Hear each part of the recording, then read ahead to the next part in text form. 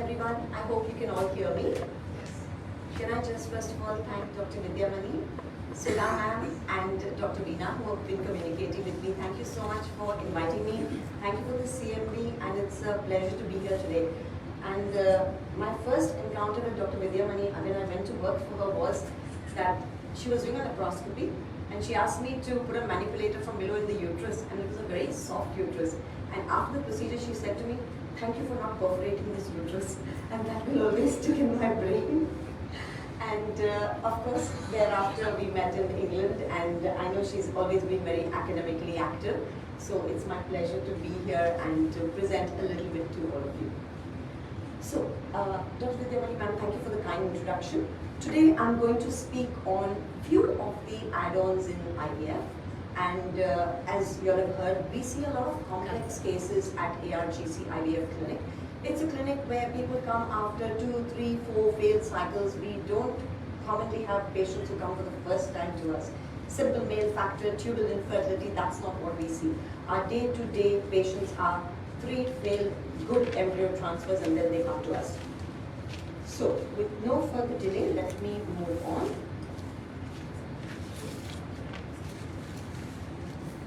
Okay, I might need some help from the technical team to get this presentation up and running.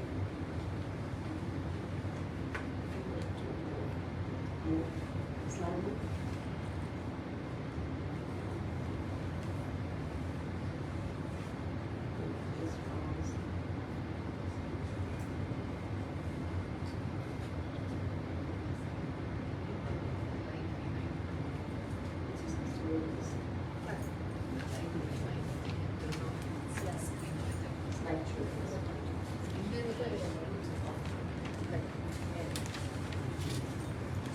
Sorry, the site technical hitch, please bear with us. What is that?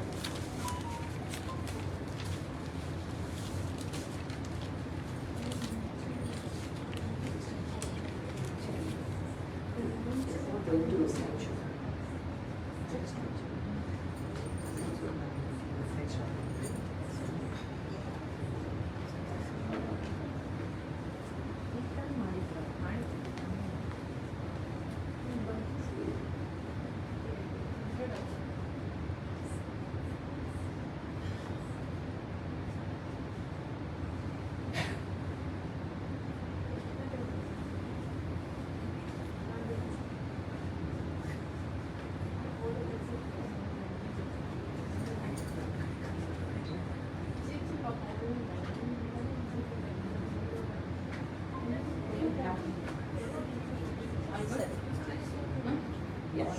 Yes. Yeah, okay. Sorry for the technical glitch, here we are. Okay. So, today I'm going to speak on the role of few of the add-ons in IVF. So, we're going to talk about pre-genetic testing for aneuploidy. We're going to talk about non-invasive pre-genetic testing, the use of embryoscope or time-lapse, natural killer cells and immunology in implantation, and just we'll touch on stem cells, which is a little bit unrelated, but we'll touch on it. So, what is a treatment add-on? A treatment add-on is an optional additional treatment to IUI and IVF, which are proven treatments, in order to try and improve the live birth rates, but the evidence behind them is not very strong, or there are concerns about the safety, and of course they add additional cost, sometimes going on to a few thousand or few hundreds of pounds. So, why do we need to think of add-ons? As we all know, IVF is not 100% successful, and there are many women where everything goes well. Couples where simple, young, good embryos, beautiful blastocysts, you put them back and they don't succeed or they end up with an early miscarriage. So what can we do to try and improve these outcomes? There are lots of different things we could talk about, but we're going to touch briefly on a few topics because each of them can be a lecture in itself. So, the add-ons in relation to the embryo would be pre-genetic testing for aneuploidy, non-invasive pre-genetic testing, the use of time-lapse or embryoscope, and in relation to implantation, if the embryo is healthy, we will talk about the role of natural killer cells and immunology. So pre-genetic testing. is testing the DNA from either oocytes or embryos, either for the chromosomes or for HLA typing. There are 3 types of pre-genetic testing typically. Pre-genetic testing for aneuploidy or PGT-A is testing the embryo for the standard 46 chromosomes. PGT-M is where you test the embryo for monogenic diseases, for example, cystic fibrosis, thalassemia, and so on. You're testing for a specific condition running in their family. Then you've got PGT-SR, which is structural rearrangements like translocations and inversions. So PGT-M, where you have a specific condition requires a long workup, preparation, can take 6 to 12 weeks to set up before you can carry this out. Whereas PGT-A, which is aneuploidy, and structural rearrangements you can test for in any cycle as long as the couple are appropriately counseled and prepared beforehand. So what happens, I'm sorry, it's a bit of a crowded slide, but what happens? If you're planning genetic testing of any kind for a couple, of course they will go through the initial phases where you choose why that patient needs to go through this, you inform them, you counsel them appropriately, they have genetic counseling if appropriate, and then they have to go through IVF.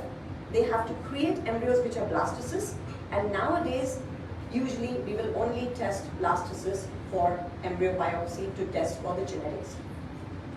You make a hole in the embryo, you take some cells, you freeze the embryo, and you send those cells for testing to see if it has a normal set of chromosomes. That is pre-genetic testing for aneuploidy. So it's a process.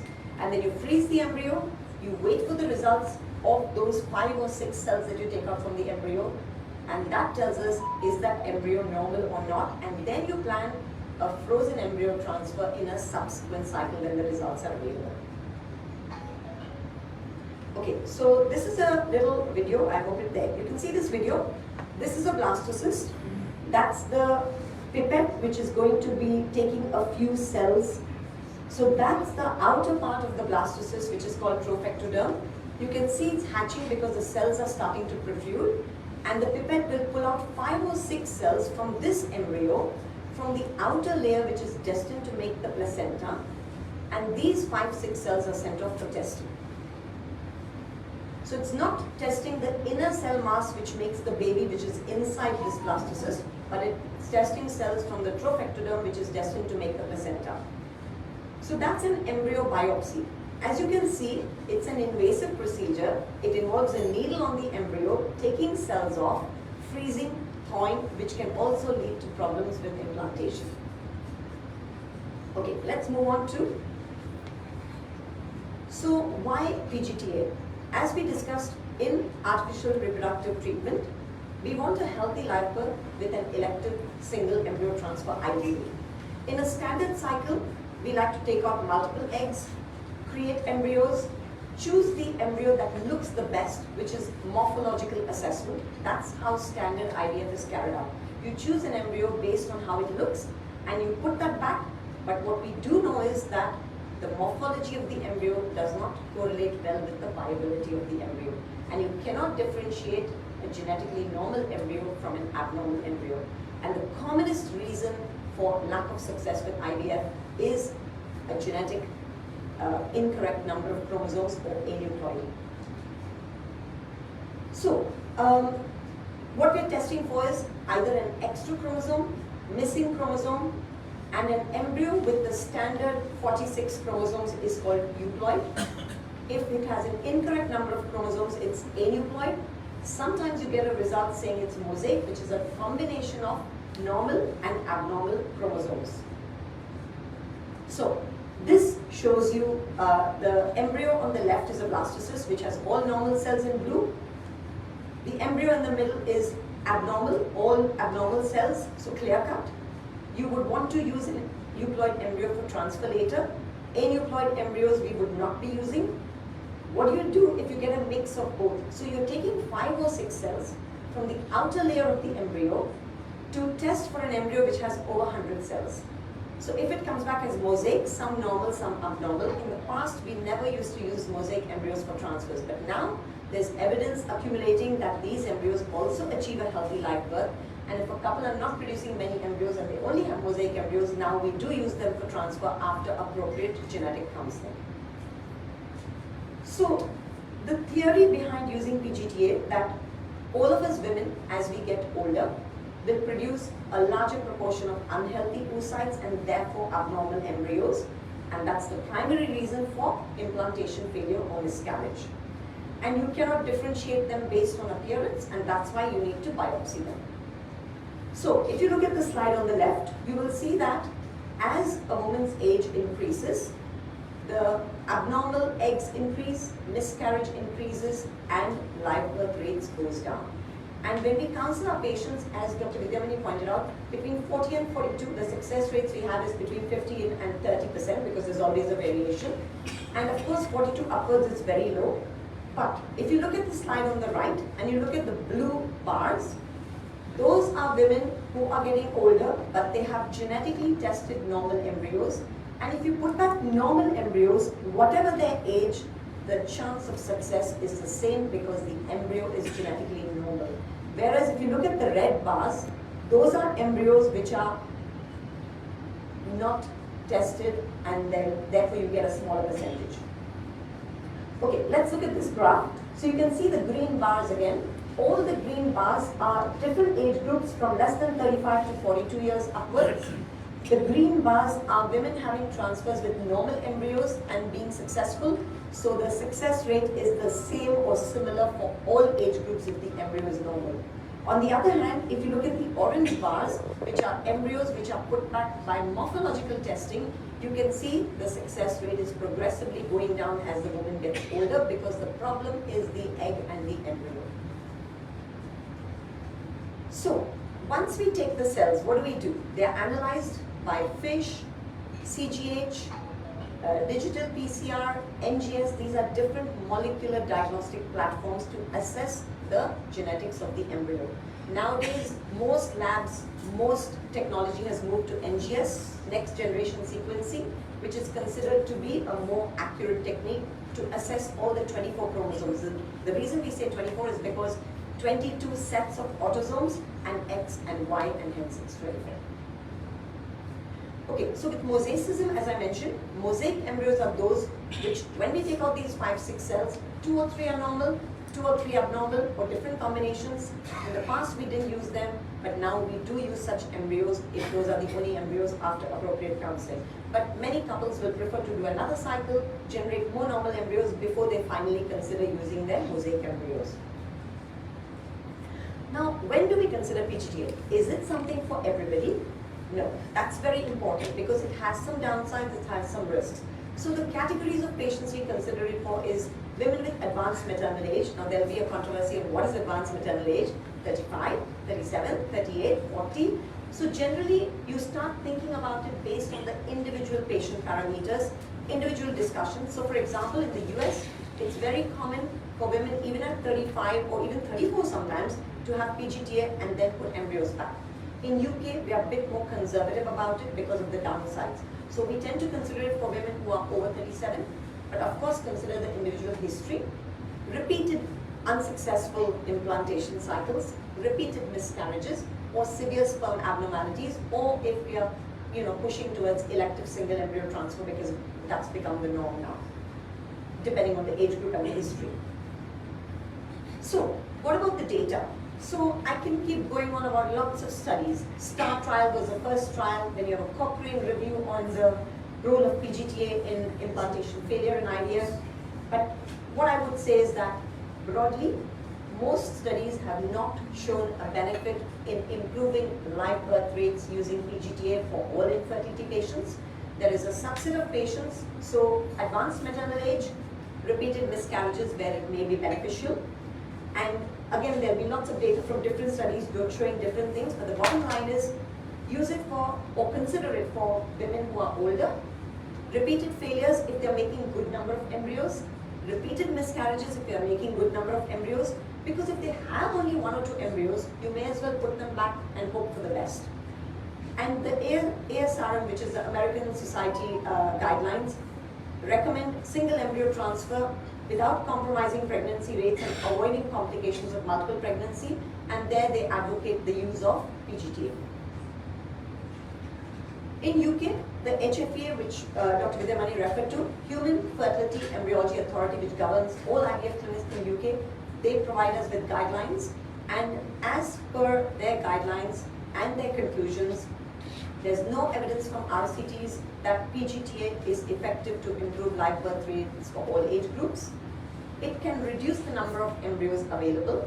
Another important thing is that some women do not create blastocysts or day 5 embryos, and then you cannot test, and you may have lost out on a good embryo that put back on day 3, she might have achieved success. There's some evidence it can reduce the risk of miscarriage due to chromosomal abnormalities, but as we all know, there are many other reasons for miscarriage and you can't reduce that risk. And of course, if a person is having a lot of embryos, say a woman who's 34, produced 8 embryos, she had 2 or 3 negative cycles, and you keep doing cycle after cycle after cycle, putting one embryo at a time, she would have lost so much time, money, putting back abnormal embryos. So perhaps testing them is something to consider before putting them back. Again, one thing to point out here is with frozen embryos, once they are frozen, if they weren't tested initially, you have to thaw them, biopsy them, refreeze them, wait for the results, thaw them to use them. That can also lead to a reduction in the implantation potential of that embryo. So it's not a one-size-fits-all. Consider it carefully in individual patients. What about the safety? So the person going through PGTA, there's no sort of downside to the woman going through PGTA because it's an intervention on the embryos. What about the embryos? The risk of damaging an embryo, you're making a hole in the embryo, you're taking out cells, you're freezing it, you're thawing it. There are concerns, but the risk of damage in good, technically, adept embryologists. We have excellent embryologists nowadays, good training everywhere here. I'm sure you have people as well. The risk of damaging the embryo is less than 1%. The accuracy of PGTA testing is between 96 and 98% today. So it's quite accurate, but however, there is a small margin, 1 to 2% or 1 to 4%, depending on which provider you're going to, that you end up discarding embryos that were normal, but they reported as abnormal and you don't end up using them. So there are some downsides. So this is an up-to-date paper which shows that it's published in 2023, showing that because we are taking on cells from the trophectoderm, which is destined to make the placenta, there are problems with placentation going forward, and there are concerns. So again, consider it individually depending on each patient history. In summary, it's useful to consider with advanced maternal age and miscarriage history. There's lack of evidence for improvement in live birth rates. It's highly efficient if you're planning a single embryo transfer, especially in older women. Faster time to pregnancy if they are producing lots of embryos. Reduced rate of miscarriage due to chromosomal abnormality. Avoids unnecessary embryo transfers, unnecessary freezing of abnormal embryos and the cost associated with that. And the risk of embryo damage is very low. Accuracy is quite good. Very good action. So, moving on to non-invasive pre-genetic testing. So we heard about with embryos, we're going to put a needle, we're taking cells and freezing, thawing and so on.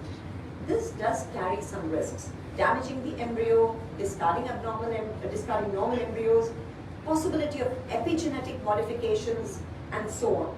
So wouldn't it be nice if we did not have to do an invasive procedure? So what's come about now is that embryos shed cells in the media in which they grow. This is called spent culture media, SCM. And by taking the cell-free DNA, the DNA which has been shed from the embryo into that medium, you amplify that DNA, then assess based on that if that embryo was normal or not. So there's lots of research, lots of studies ongoing. The other thing they also are doing is putting a needle in the fluid in the embryo rather than taking cells from the embryo. That's called blastocele fluid cell-free DNA biopsy. So these two are less invasive. Certainly the spent culture media, you're not putting a needle, you're just assessing the media, and therefore, it's a useful technique if it works out to be quite accurate. So the origin of the cell-free DNA in that medium and in the blastocele fluid, it is thought to come from apoptotic cells from the inner cell mass and trophectoderm, mostly from the inner cell mass. There have been lots and lots and lots of studies. So if I just show you a little graph in a minute, I won't go through every single slide. These are all the studies comparing using the DNA from the spent culture media with the standard trophectoderm biopsy. So you're comparing the amplification of the DNA and the results to see the concordance. So if that embryo is abnormal based on standard pre-genetic testing, if you compare it to the cell-free DNA in the media, how accurate is it? All these studies shows it's very accurate. But then there are many more studies showing it's not as accurate. So why is it not as accurate? Because it is influenced by several things. The amount of cell-free DNA in the media, it's influenced by the sampling technique of the operator who takes the cell-free DNA, the amplification techniques, the day that you have taken it, is it a day 5 embryo, day 6 embryo, frozen embryo? And what has been found is that, frozen thawed embryos, because you release more cells, more apoptotic cells, more cell-free DNA, they give more accurate results in non-invasive PGTA than fresh embryos. And with day 6 embryos, because they shed more cells, you're more likely to get more accurate results. However, currently, non-invasive PGTA is not used in current practice. It's used maybe in a few European countries, but broadly, it is still in the research setting. I won't go too much more into this, and we'll move on to the next, which is time-lapse or EmbryoScope. So time-lapse is basically a fancy bit of kit, an incubator with cameras which takes pictures of the embryos at regular intervals every 10, 15 minutes and so on, depending on how it's programmed. And you don't have to remove the embryos from the incubator repeatedly and analyze and assess the embryos to see the stage of development. So these are different types of time-lapse incubators. So it's used again to select the right embryo. Why are we adding on all these things? So rather than using just morphology by looking at the embryos under the microscope, we're using either PGTA, which is invasive, or now time-lapse, which is not invasive but is taking pictures of those embryos at regular intervals to see how that embryo is developing.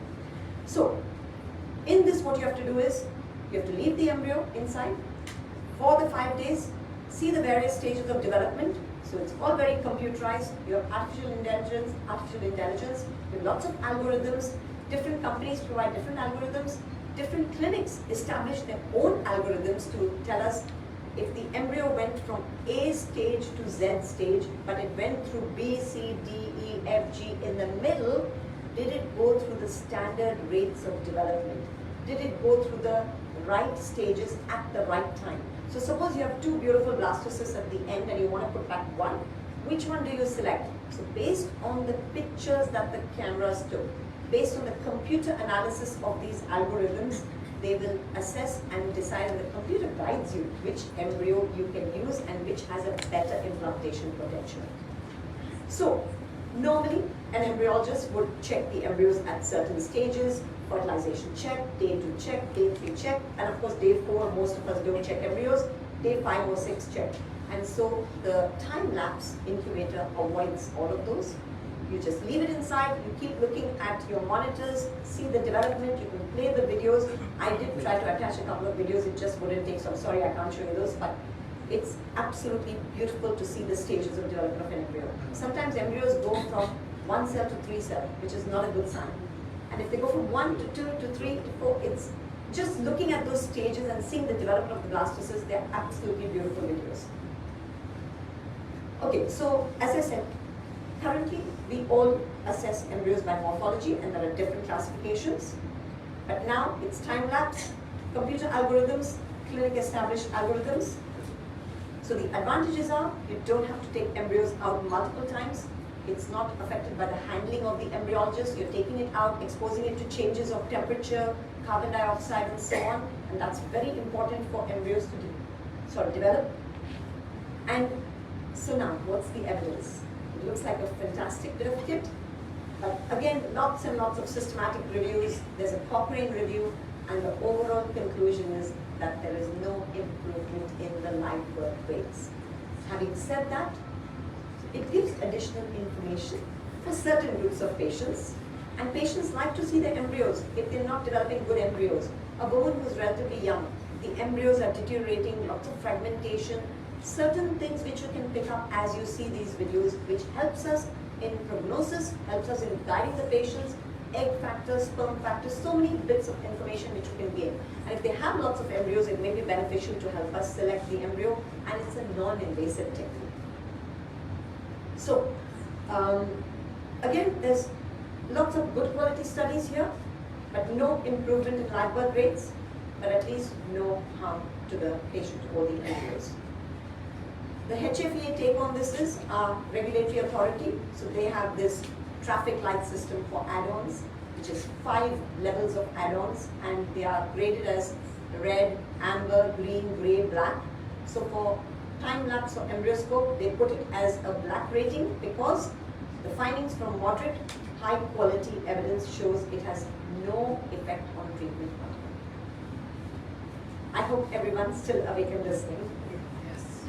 Okay, moving on. Let's see the impact of natural killer cells, immunology, lots of science, lots of discussion, lots of lectures, lots of controversy, lots of cost associated with this.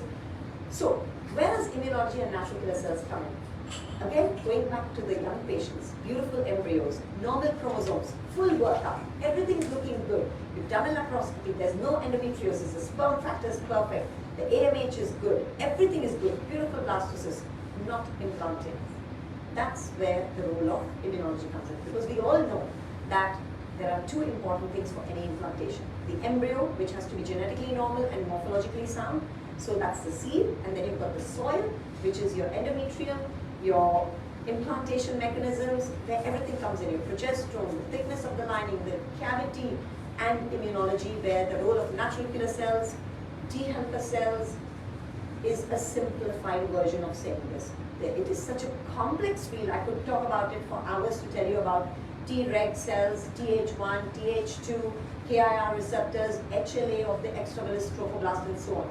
But let's talk about it very simply. Natural killer cells are types of white cells. You have peripheral blood natural killer cells, you have uterine natural killer cells. The peripheral blood killer cells are cytotoxic, and they are those which produce low cytokines. Uterine natural killer cells are less cytotoxic, but they produce lots of cytokines. Now, in the uterine natural killer cells, they either derive from endometrial stem cells or by migration of the peripheral blood natural killer cells. So previous theory was, if there are natural killer cells, it's not a good thing. It rejects the embryo as foreign because of the sperm component. But more recent data has shown, animal studies have shown, that if you take away the residual natural killer cells in animal studies, it leads to very poor endometrial vascularity and decidual development. And what we've learned is the presence of immune infiltrates in the endometrium is very important for successful implantation and good placentation to develop. The T lymphocytes, again, very important in cell-mediated immunity. Broadly, 2 classes, Th1, Th2, T helper 1 and 2. T regulatory cells, very important. They control how the Th1, 2 work and the placentation process. And the Th1 cytokines produce primarily TNF alpha and many other cytokines, and they are thought to be pro-inflammatory. Th2 cytokines are considered to be anti-inflammatory.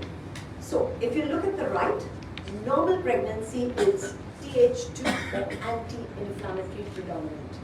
On the left, you've got implantation failure, miscarriage, which is Th1 or pro-inflammatory predominant.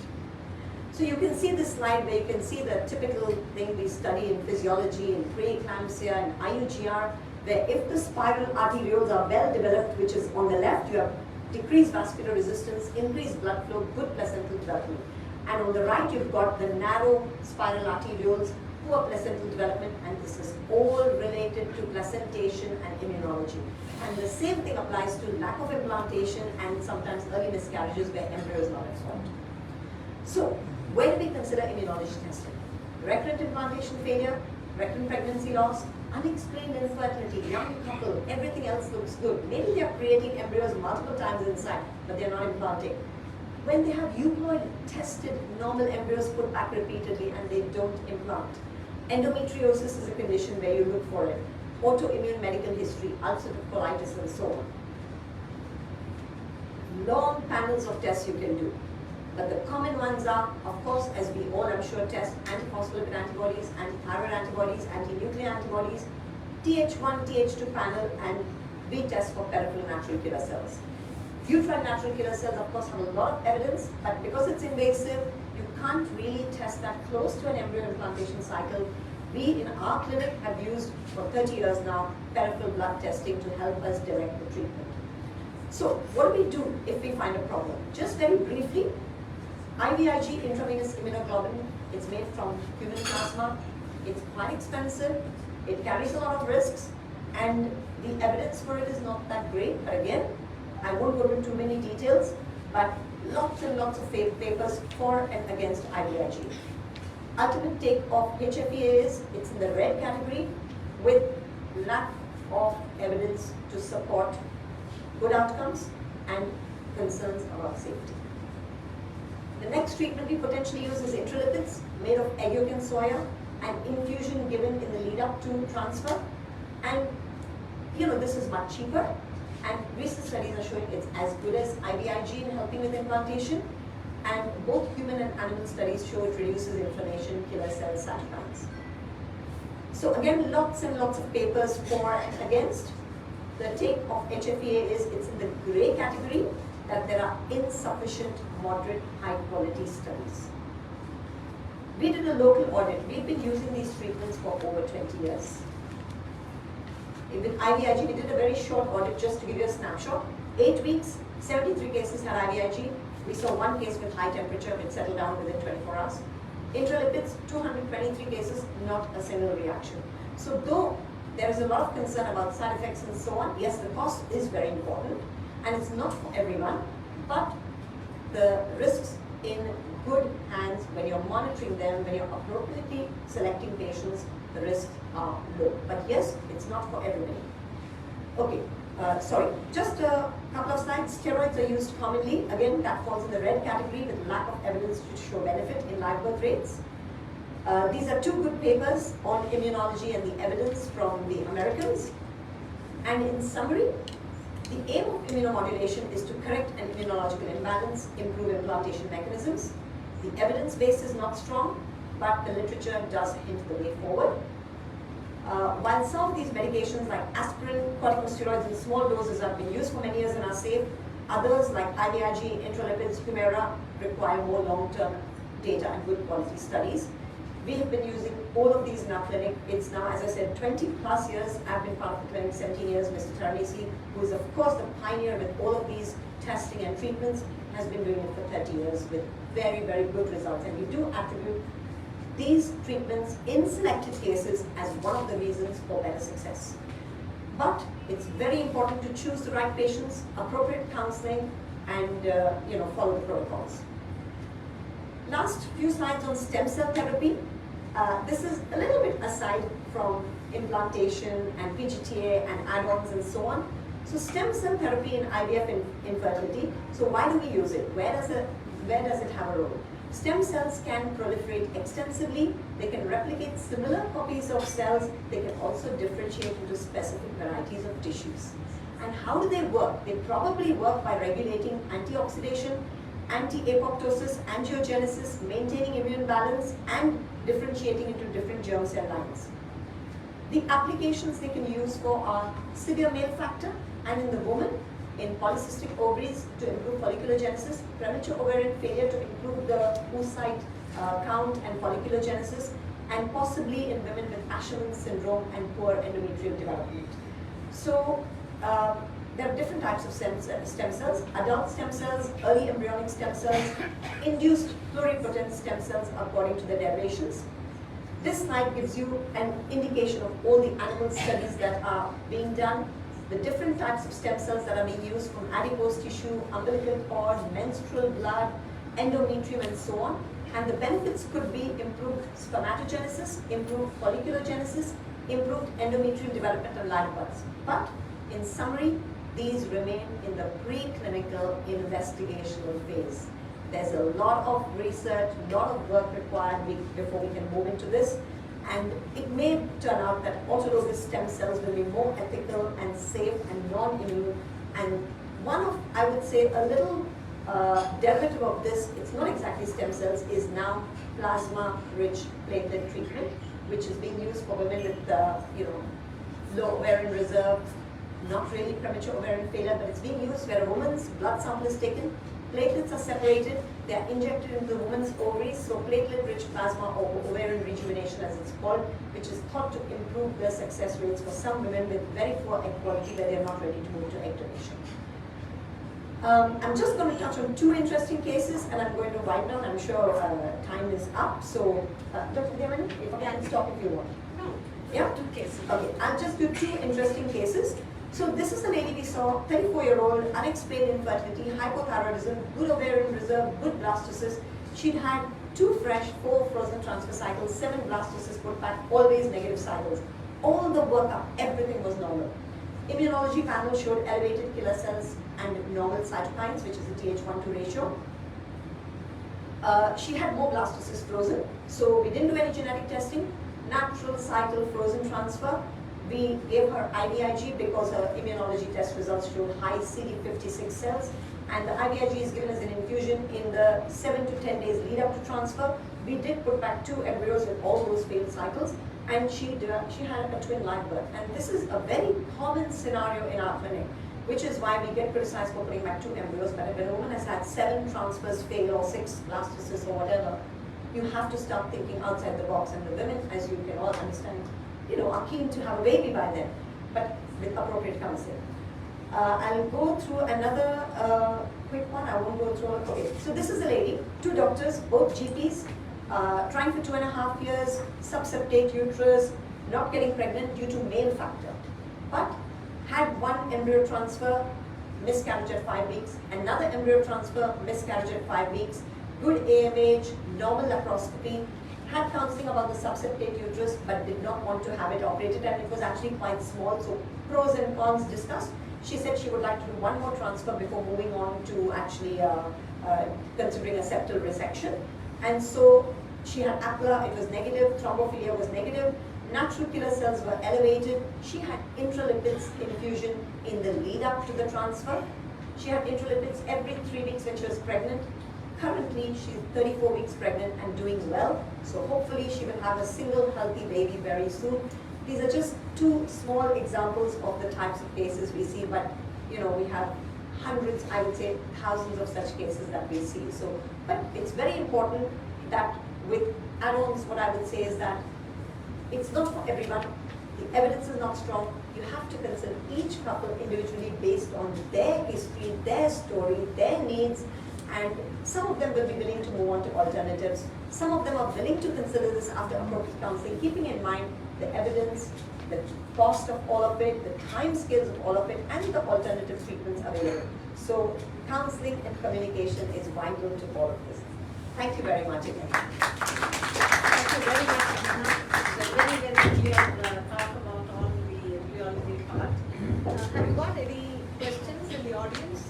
Yeah, 5 minutes for any Yeah, I discussion. think you should ask some questions. Hello, madam. That was an excellent talk. Madam, what about the role of HCQ? Yeah, we do use HCQ. We only use HCQ. Thank you, Dr. Anna. We use HCQ in patients. Our first line of management if women have a high Th1, Th2 is Humira. I didn't talk about Humira, which is anti-TNF alpha. If they don't respond to Humira, we try 2 injections 2 weeks apart, recheck Th1, 2 levels. If they haven't responded, then we consider HCQ. And recurrent miscarriage, we do find that plays a better role. Peter? I'll go to this. Dr. Peter is the senior most embryologist in India. Okay? Oh, that's amazing. The father of embryology. No, I wanted to know about your PGT testing. Yeah.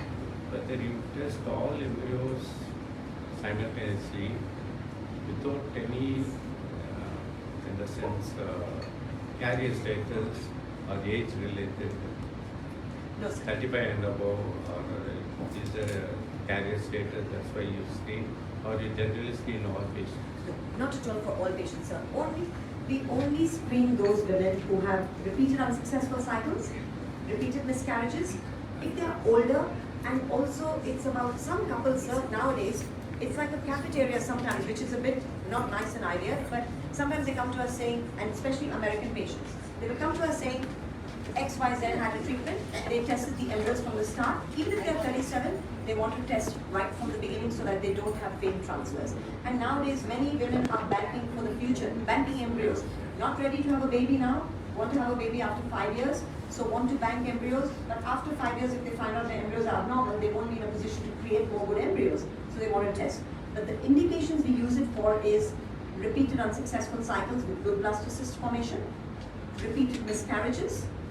If they're over 38 and there are people who are producing good numbers of embryos, if they're only producing 1 or 2, sir, and we're going to put back 2 embryos anyway, better not to mess about with those embryos, put them back. If they're meant to be, they will be.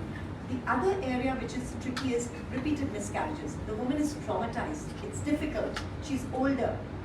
Most likely it's chromosomal. In that case, we discuss it. If they're producing blastocysts, test, freeze, put back one normal one when they get a normal one. And if it doesn't, then you know that's their problem. And then consider donor eggs or alternatives. So we select cases very carefully, sir, not for everyone at all. What about for the poor endometrium? Ma'am, poor endometrium, it's one of the most challenging things. Apart from your standard, estrogen, increasing your doses, adding in your estrogen patches, we use a lot of sildenafil, so Viagra to improve the vascularity. We also use intrauterine GCSF, which is Neupogen, which we use. Nowadays, PRP has become a new thing. That's what PRP, platelet-rich plasma, we use that as well. So, platelet-rich plasma, we don't do it in our clinic at the moment, but we have other clinics who do it, who have the facilities, and they do it and send them back to us. So these are things that can benefit them, but intrauterine Neupogen does help some people as well. And of course, assess the cavity, do a hysteroscopy, make sure there's nothing. So now, what's your take on stem cells for PCOS? I mean, because every other patient has PCOS, and then how do you go about it? Not at the moment. There's no clinical evidence for it. Pre-investigation. And I think finally what I understood was time lapse is a waste of time because It's an expensive, nice bit of procedure. but it's very expensive, but there's no use really. And non-invasive as well, Lata, unless you have a good lab, which I don't know if, how to be. It's not that suss out that. Non-invasive is not in clinical practice. Yeah. Very few units use it. Current practice. Yeah. And the importance of NK cells. And I thought uterine NK cells would be better, but then you say that it interferes with the implantation. Because you can only get one snapshot. Yeah. And you won't know what's happening closer to the side. But of course, ma'am, you're right. There's a lot of evidence. There is a lot of evidence that that's better than testing. Yeah. But you're doing it as a one-time, and the immune system is dynamic and changing all the time. And what we've done in our clinic is peripheral blood, and we get very good results, so we stick with that. Sometimes can I ask you a question? How do you show all this in the HFA audit? Therapies that are in the red and the black zones, how do you show them in the HFA audit? Because they're very strict, they sit for hours going through your notes. So, just curious. It's very much open, actually. So there's no problem with showing it in the audit as long as you're counseling patients appropriately. It's not that you cannot do it. HFA gives guidance. They don't give dictums. Otherwise, they can say directly that don't use them and it's not allowed in UK, but that's not the case. And today, it's not just our clinics. It is at least 30 to 40% of clinics in UK which will use some form of immune testing and treatments. So it's not a problem. We just have to show them honestly in which cases they're using it. You have to be very transparent, and there's nothing wrong as long as you do the appropriate counseling and use it in selected cases. So I think at the end of the day, it all boils down to selection of cases and experience. Thank you very much. Thank you so much. Wonderful talk. Thank you, madam. And I think wonderful, Fantastic and aggressive session. Oh, one question. See, you claim your addresses are far better. Yes, not clear. It is there. Okay. No, I am an anesthetist. I want to know, is our anesthetic drugs, see when you do a delivery, Yeah, sure. is there anything which they are doing different from us? See, all anesthetic drugs are not good for the body Sure, cells. sir. Of course. Is there anything which we can modify here so that our results are also will be better when compared to? I'm so glad that you're a very reflective practitioner thinking about it, sir. But no, in practice, no, I don't think there's anything different on anesthetists do. We use very standard propofol, and that's all we use. Antiemetic propofol in order to do the egg corrections. See what is happening. See, I have been going through this. See, propofol is not a good drug below 1 year of age. See, there are no studies in that. The exposure to anesthesia and egg retrieval is very short. Yes, of course. And in older days we used to use diazepam. There was one theory which says all anesthetic drugs are protoplasmic poisons. She react at the cell Of level. course, yes. So they destroy the protoplasm, ribosomes are destroyed, so cell becomes inactive, that's why they are becoming anesthetized. Is there anything, suppose if I am giving a midazolam or anything like that, is it going to affect the quality of your egg? So I'm not aware of any evidence, and lots of humans also use midazolam and propofol all the time. I don't think there's any evidence to say that it impacts egg quality. But with embryo transfers, our preference is not to give them anesthetic unless they need it. But I don't think there's any evidence that it's actually going to be detrimental. Because when I went through the literature, they say give spinal, give epidural, paracervical block, all these things. Where no anesthesia drugs are being even injected into it. No evidence as far as I'm aware to show detrimental for both oocytes and embryos. Okay. In fact, in the 1990s, when I trained in IVF in Leeds, the way we were taught is we were not even given an anesthetist because NHS is not that rich to give the NHS patients anesthetist. The private patients had anesthetist. So as a fellow, I had to give the patient Fent and midazolam myself and give a paracervical block and do the collection. We never even got to a propofol. So half the English patients would be awake. They would be talking to us as we are doing the egg collection. A lot of facts would come out, bank details, etc. You could get anything out of them because they were given midazolam. But that is how we did it. There was not even a GA, just 50 Fent, 2 midaz and a paracervical block. So from there we've come to giving a very short GA. There's no difference really. I mean, there is no literature to suggest that there is a massive difference. Patients are pampered. Here patients are highly pampered, terribly pampered. Okay, thank you. Ma'am, one more question, ma'am.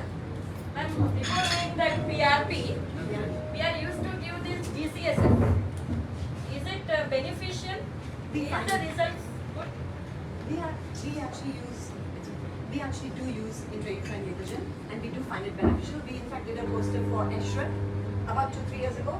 We do see an improvement in the lining in about 67% of cases as far as I remember. No, ma'am. Just doing PRP.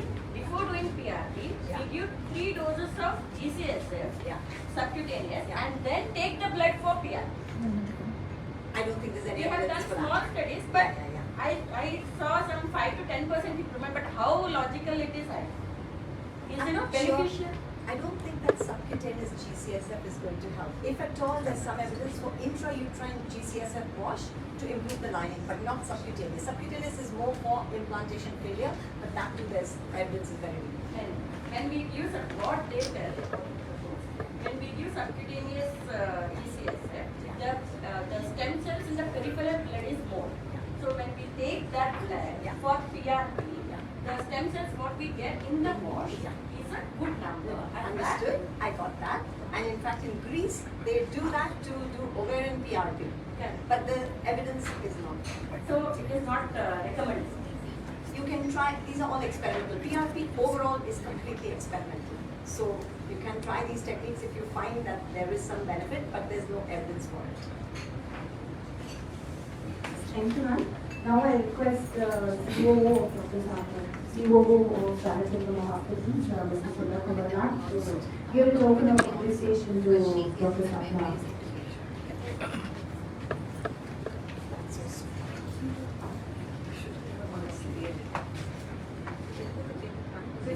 travel to Thank you. Thank you so much. Definitely. Thank you so much for listening. Thank you for the opportunity. Honestly, thank you. Don't embarrass me. Thank you so much. Thank you, ma'am. Now I request Dr. Tarun Dilip Javi, our second speaker, to come on the dais. He will be talking on varicocele, the wolf in sheep's clothing. Dr. Tarun Dilip Javi has completed his MBBS and MS General Surgery, both from JIPMER Pondicherry and MCH Neurology from AIIMS Delhi. He has also completed postdoctoral fellowship in renal transplantation from Lucknow. He was a visiting scholar at University of Minnesota, USA in April 2016 in neuro-oncology and robotic surgery. He has published more than 30 articles in index journals and one book chapter. He has served as a reviewer for many national and international journals. He is a member of national professional bodies like Urological Society of India, Indian Medical Association, Association of Surgeons of India, Indian Society of Organ Transplantation. He has also been awarded a gold medal in general surgery, Best Paper Awards at National Urology Conference, American Urological Association Chakraborty Fellowship, Japanese Urological Association International Foundation Scholarship for young Asian urologists. Welcome, sir. So, yes. And importantly, his mother is a leading gynecologist in Bangalore and a very beautiful lady who ran a hospital called Queen's Hospital. Okay? So, and a good friend of mine. Thank you. On to you.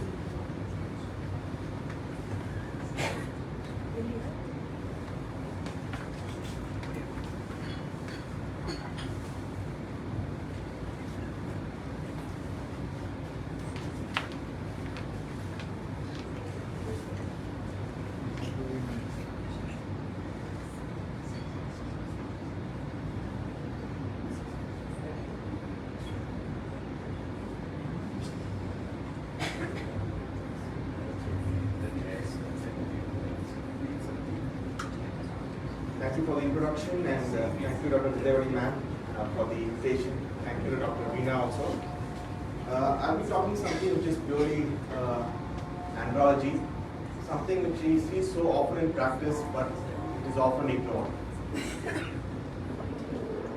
So the outline of my talk discuss about the pathophysiology of varicocele, grading, how to treat, whom to treat, varicocelectomy in patients with severe OATS and non-obstructive AZU, talk about varicocele and its implications in sperm DNA fragmentation, varicocele as an adjunct to ART, and the acquisition of varicocele with hypogonadism and PH.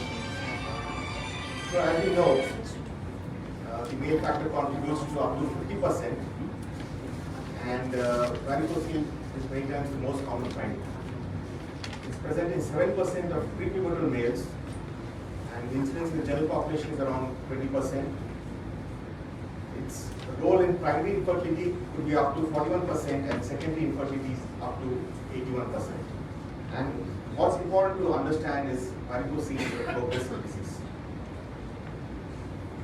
In pathophysiology, there is a reflux of warm intra-abdominal blood into the testis, leads to scrotal hyperthermia. This leads to increase in reactive oxygen species, decreased antioxidants, and apoptosis. Not all patients with the same degree of varicocele demonstrate the same effects.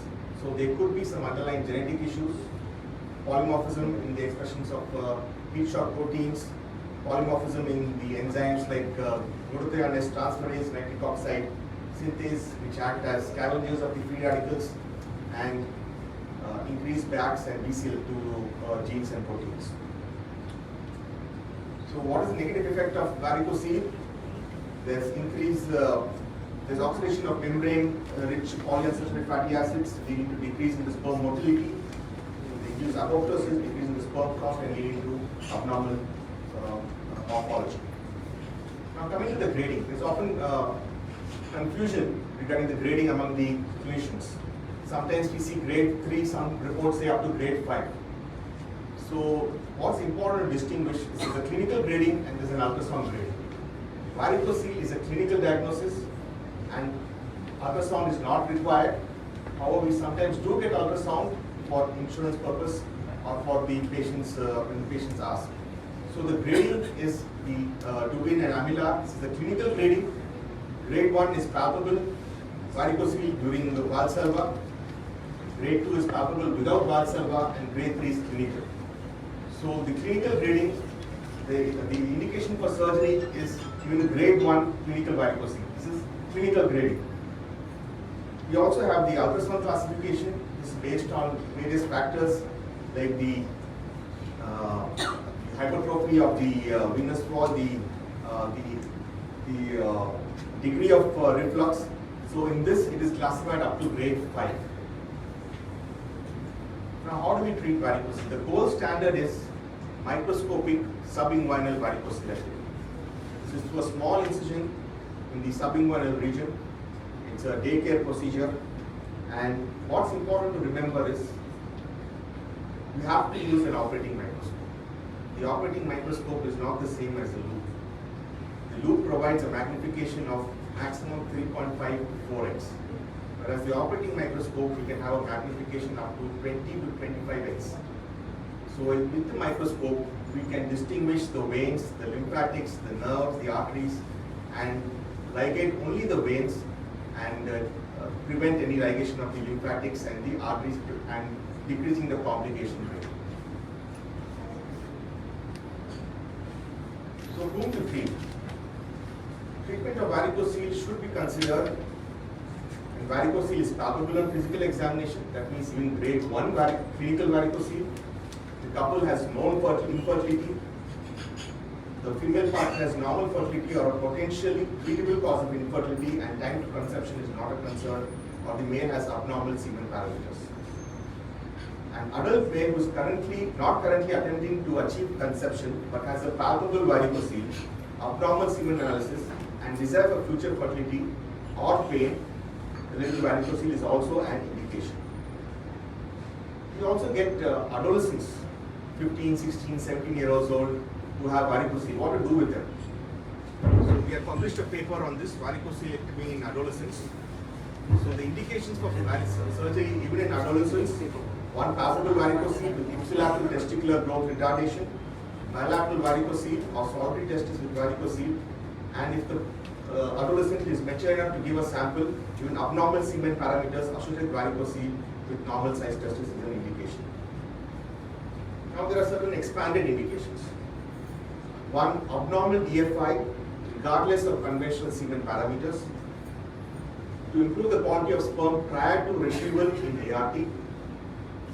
Varicocele associated, high-grade varicocele associated with non-obstructive azoospermia. This is controversial. It has to be done on a case-to-case basis. Not all patients will have favorable results. And hypogonadism isolated and associated with infertility with high-grade varicocele. So what percent benefit? So the results are not 100%. The varicocele surgery improves the parameters in up to 65 to 75% of patients. The mean time to improvement is 3 to 6 months. So there's no point in doing a varicocele surgery and getting a semen analysis within the next 1 month. We need to wait for at least 3 to 6 months for the results to show up. And the reasons why fertility potential is not always improved are still obscure. So there are certain good prognostic and poor prognostic factors which have an implication. Poor prognostic factors, subclinical varicocele, of course, surgery is not indicated in subclinical varicocele. And when the testicular atrophy is already present and marked, the results are poor. And when the total motor sperm count is less than 5 million, the results are also very poor. So, regarding the severe rotes and non-obstructive azoospermia, this is a controversial topic. 4 to 13% of men with palpable varicocele will present with non-obstructive azoos or severe rotes. So there was a study which looked at doing the varicocele surgery in patients with non-obstructive azoos prior to undergoing ART. So they found that there was a 2.6-fold increase in the chances of retrieving testicular sperm for ICSI using microtessie for non-obstructive azoospermia in men treated with varicocele surgery as compared to those untreated.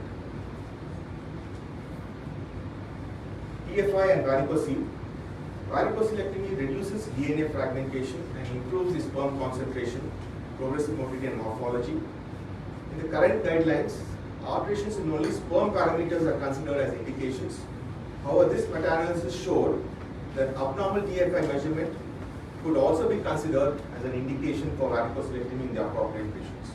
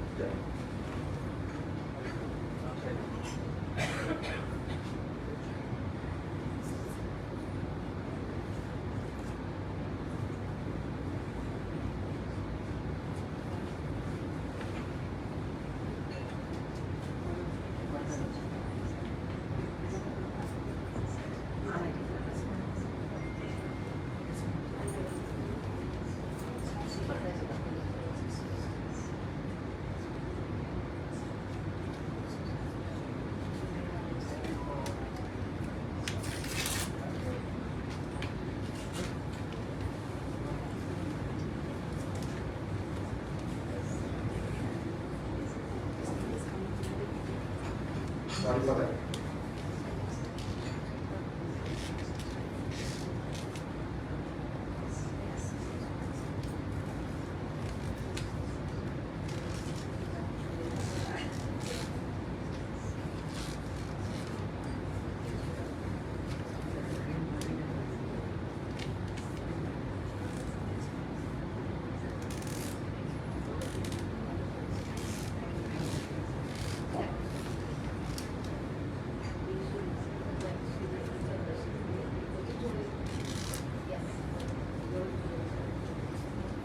So what about varicocele surgery as an adjunct to ART?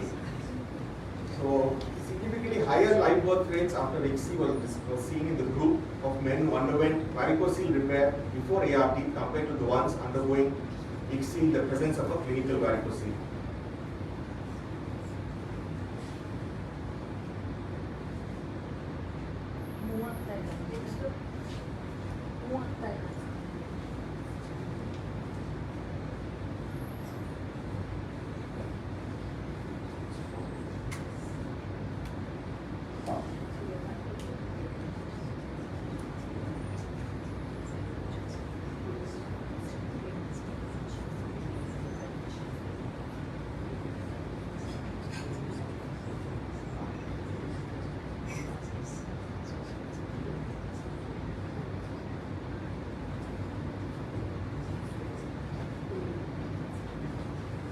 Varicocele and its role in IUI.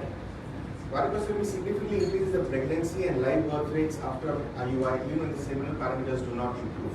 So this may be due to functional parameters not tested during standard semen analysis such as the seminal oxidative stress and integrity of the sperm DNA. What about the role of varicocelectomy in older men? So this was a study published in Journal of Urology. Older age is associated with similar improvements in semen parameters and testosterone after subinguinal microscopic varicocelectomy.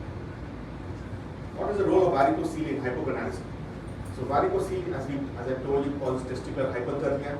This decreases the enzyme activity, especially 1720 desmolase and 17 alpha hydroxylase, which are involved in testosterone synthesis, and this leads to hypogonadism.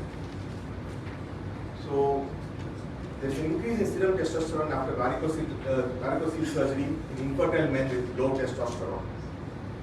So it's also been implicated as one of the treatment options in men with hypogonadism and clinical varicocele.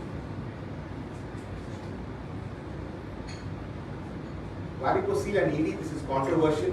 It is definitely not related to ED directly, but can cause hypogonadism, and that could be one of the contributing factors for erectile dysfunction.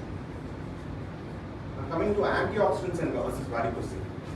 So this study randomized infertile men with abnormal sperm parameters into those who underwent varicocele versus those who underwent only the antioxidant treatment.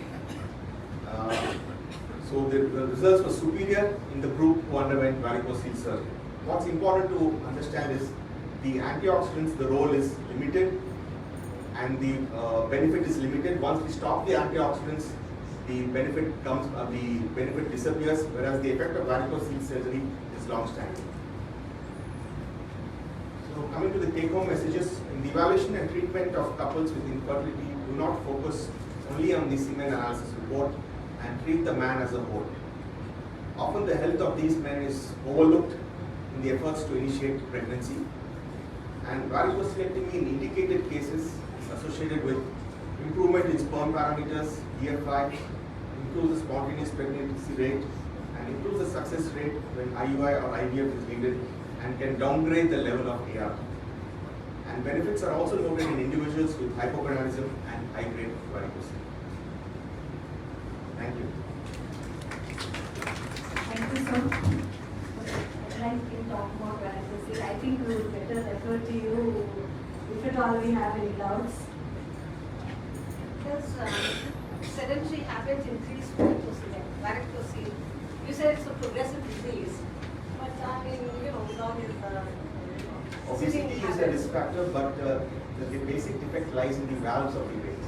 Yeah. So there's defective but valves. they're sitting all the time. It's effective, yeah. So obesity has been implicated one of the factors in the progression. See, every other patient we get has 0-0 fertility. I mean, rapid linear fertility. So we usually give antioxidants and then send them for IUI. And some of them conceive, some of them don't conceive, then we send them off to you. So what do you suggest we do? They have a normal count. The rapid linear active fertility is 0-0. We see a lot of patients. So we need to find out what is the cause. We need to get the semen analysis, examine, have you missed a varicocele? That's what we have to Yes. send them to you to I think examine. So what happens? she's asking how frequent or how quick should we refer you? When is the right time to Better refer to you? refer the patient at the initial visit itself, because I've seen patients, the IVF specialist calls for a sperm retrieval. On table, I've seen undescended testes. I've seen high-grade varicocele. I've seen a testicular tumor on table. So that's not the right way to go about it. Once the couple comes, the initial visit itself, the male patient, the husband has to be referred to the gynecologist. Thank you, sir. It's Now like I a silly request- question if I ask this, but as a general practitioner, we come across people who ask whether masturbation has got any effect on this person. No, it has got no effect on that. I have nothing to do, I don't know anything about varicocele, but I was just curious, you said you really don't need ultrasound, and then you said on table you found a testicular tumor. So isn't it justified to do ultrasound No, prior to that? testicular tumor can be identified by clinical examination. Small ones too? Yes. Okay. Very rarely, Because ultrasound is a very cheap modality. So if a person does a good ultrasound, it can only benefit. Yeah, so the That's varicose, why- no, the thing is, varicocele is a clinical diagnosis. Yeah, that You don't need an ultrasound to evaluate. However, we do sometimes get ultrasounds for insurance purpose or other things. And sometimes these can pick up sometimes very small tumors. Exactly. that's Small what I'm saying, tumors. why not So it do is not a contraindication. But how we go about it is important. Thank you.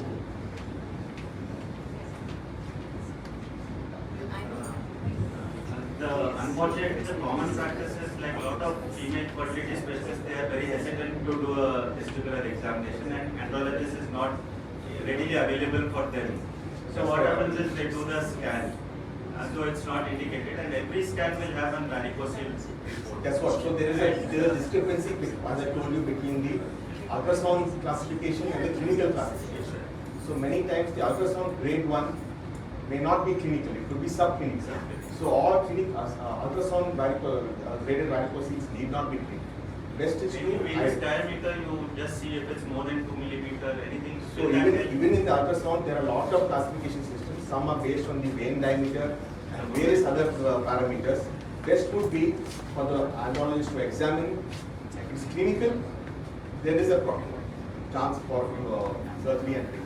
I just want to say that tumor in this group is very rare, like in the infertile age group. And just doing a scan for that, I don't think it's indicated. None of the guidelines mention that you Scanning is have to do not a scan. scanning is not a part of the protocol, but in fact the infertile male has the highest risk of testicular tumor compared to the general population. And infertile male, overall they are at higher risk for heart disease and diabetes and everything. It just indicates poor general health.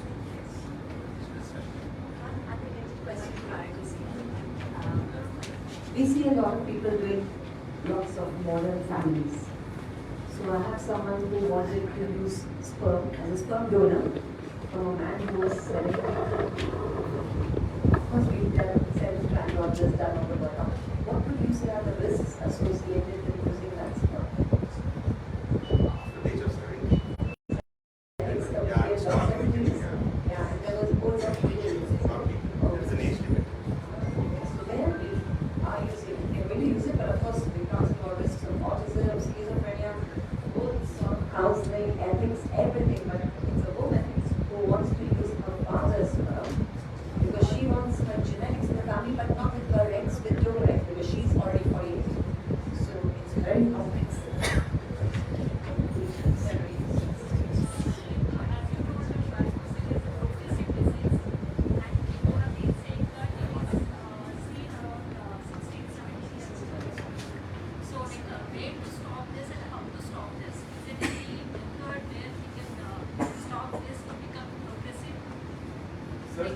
Surgery is the only treatment for varicose vein. There's no medicines for this, unfortunately. And to stop the progression, surgery is the only thing which is indicated. But adolescents is a little bit of a tricky situation. And not all adolescents with varicose vein require surgery. They need to be monitored. They need to be kept under close follow-up. If the adolescent is mature to give a semen sample is normal. There's no shrinkage in the size of the testis. There's no pain. These adolescents can be followed up.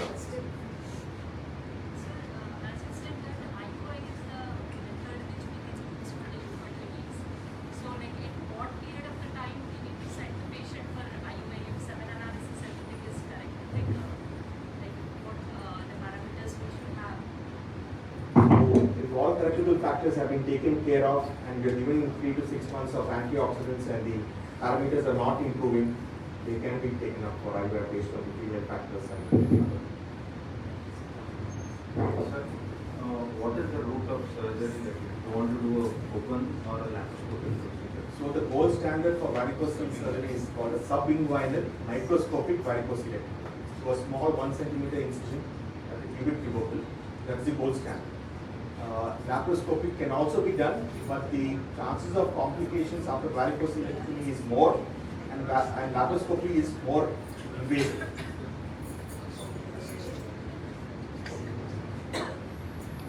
I think the take-home message would be we have to put the point that we examine even men, like how we do for vaginal and prospective examinations when they come for. Thank you, sir. I now request our anesthetist, Dr. Chandrasekhar, sir, to give an opening appreciation to Dr. Chandramma.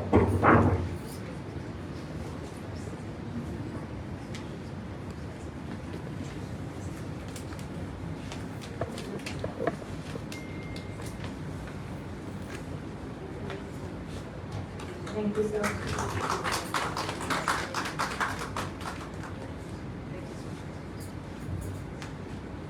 Now, I would just like to invite Dr. Sapna, our new expert, the new member of the Sagar Chandramma team. She is a consultant infertility specialist with 12+ years of experience with an MBBS degree, DND, and fellowship in reproductive medicine. She brings 8+ years of invaluable experience to our team. And she is a specialist in infertility, women reproductive medicine, and infertility management. She is dedicated into ensuring the well-being of our patients.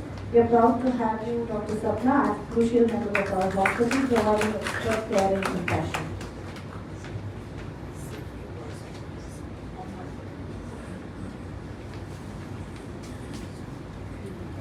Thank you,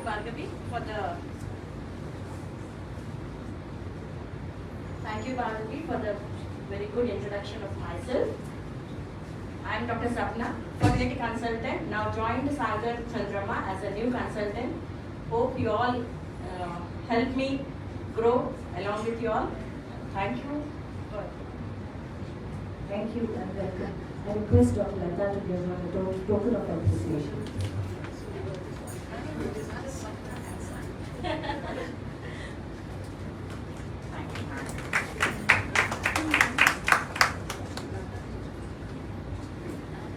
I now request our next speaker, Ms. Jayalakshmi Shroff, to talk about the role of AI in embryology.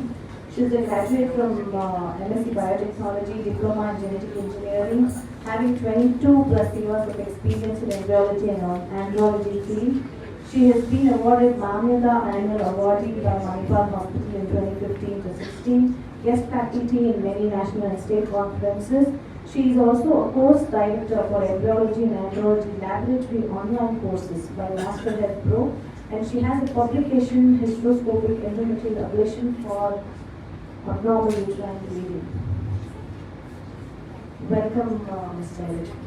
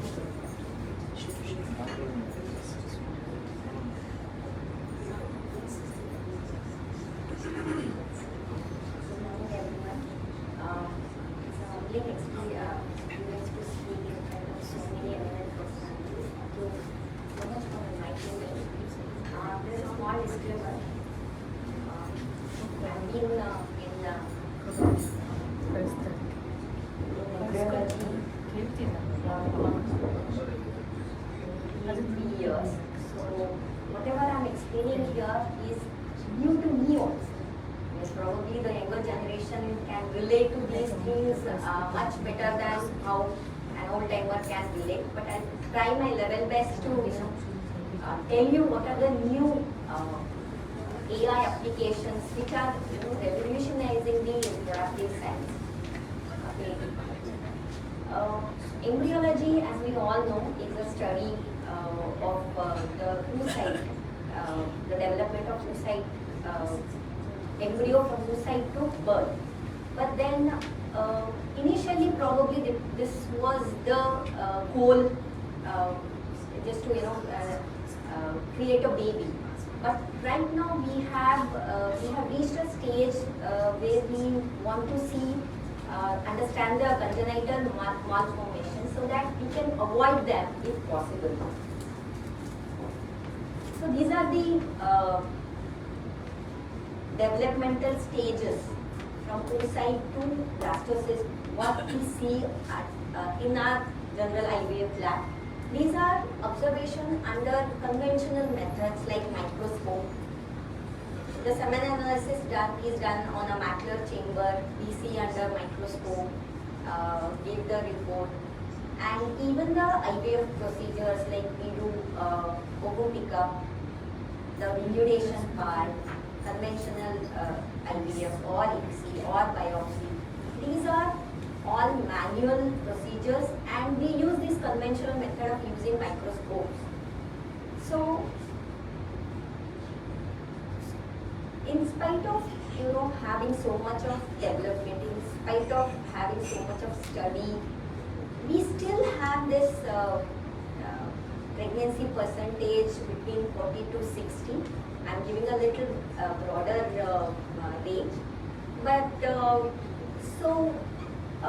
what is this lack of improvement? Why do we have this lack of improvement? Probably this limitation of the current technology where we are not able to improve the technology, and plus our understanding about the ovarian reserve and the gamete quality, the age effect on the ovarian reserve and the gamete quality. Probably we clinicians, you all know this much better than me. The in vitro human embryo development. Just now Dr. Sapna spoke about the development you see on the time lapse. We still don't know what are the key factors which can help us to give a better pregnancy rate. There are studies going on, there is still so much going on, but we are not able to achieve that, okay, I'll do this for this patient and she'll get pregnant. We are not till at that stage. The implantation potential of the human endometrium, this is the big enigma. We all know, we give such good, we say, oh, we have such beautiful blastocysts, and then after 14 days we don't have pregnancy. We don't have answers. I mean, the clinician doesn't have answer. He says, okay, my endometrium was good, but then there is no pregnancy. So we don't know this, the embryo and endometrium, that dialogue, we are unable to understand. And the cumulative effect of each procedure we do in the lab. This is again, this is all manual procedure. From the OPU stage till the embryo transfer and vitrification, everything is done by trained people, embryologists. But there is variation. Forget about the personal skill. If there is a variation in the temperature, incubator, probably there is some problem in your environment. We don't know. So the cumulative effect of our procedure include everything. We don't know how it is affecting the pregnancy rate at the end. The main challenges in manual processing are reproducibility. I mean, we cannot produce the same result. I have so much of percentage of pregnancy this month. Definitely, I'll not be able to reproduce the same pregnancy percentage probably next month. It might be more, or sometimes you just have a disastrous month. So this is difficult. Efficiency of ART, as I said, the procedure are manual. They are not, the standard procedure. Every person will not do the same procedure as with the same skill set. Labor and time intensive. Now there is a there are ART law says that certain number of cases you need certain number of embryologists. So it is, you need more people if you are doing more cases, and it's time intensive. Obviously, it takes the whole day. You start in the morning and then probably you have 4 or 5 cases. The whole day it will take for an embryologist to finish the work. And intra-observer variability. I do a SIM analysis today, now for a sample, and probably after 10 minutes I will do the same analysis. There is a variability.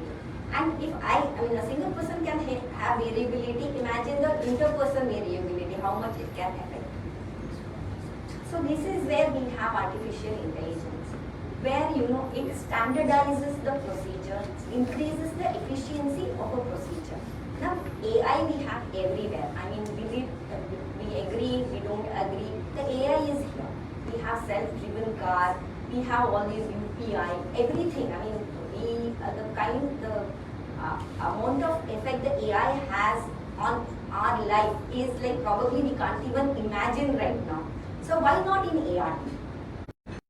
Usually performed or even previously impossible for human to a computerized system. So automation and AI gives, it is a combination where it does things by its own without intervention of a human being. In medicine, it has been achieved mainly through robotic system and microfluidics.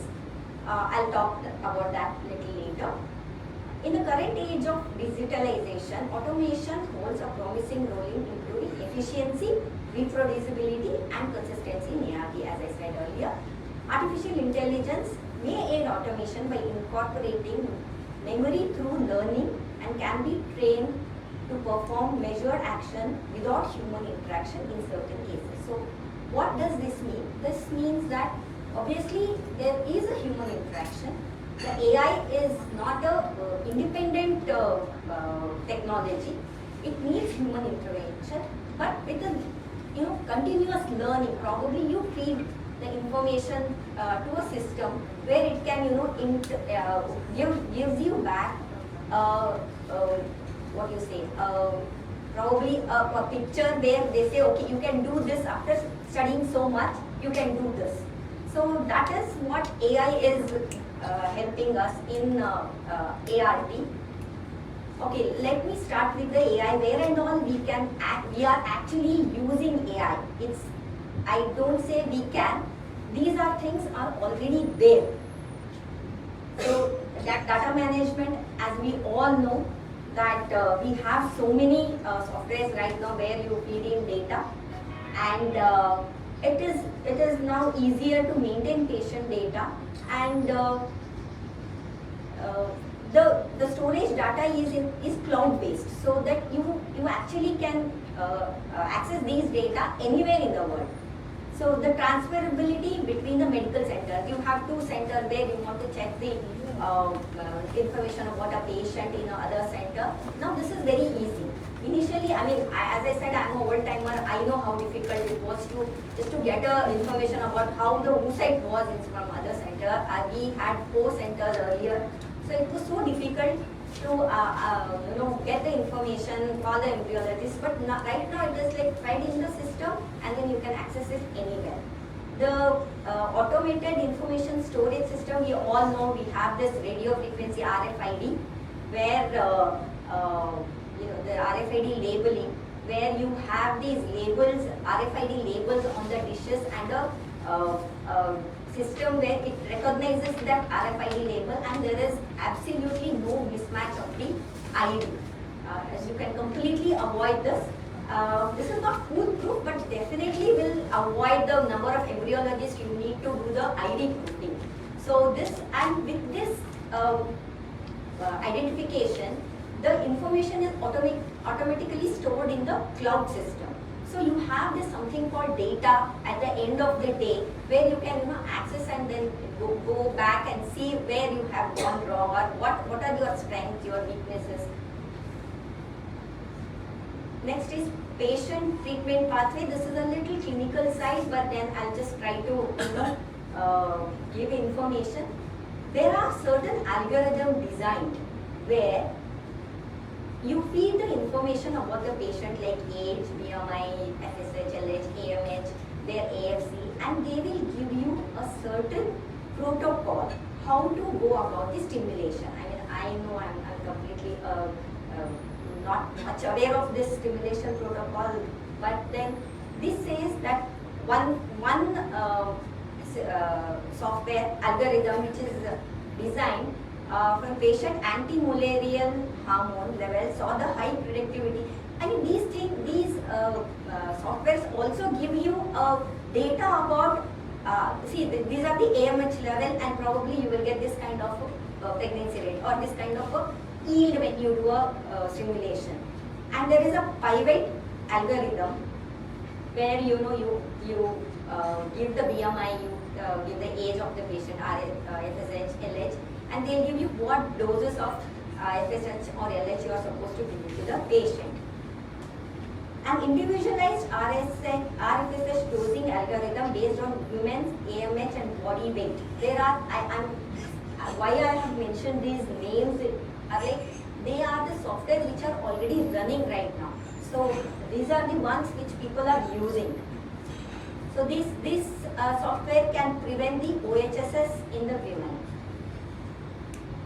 Now coming to some analysis, probably now everybody knows that we use CASA, computer assisted semen analysis, which gives a real-time analysis of the semen sample, sperm, which gives you the information about sperm concentration, motility, morphology of the sperm, DNA integrity, and sperm selection for the ICSI. Initially when I started doing ICSI, I always thought that, oh, I should have something, there should be something where, you know, the sperm is moving and some things which can say me, okay, this is better sperm.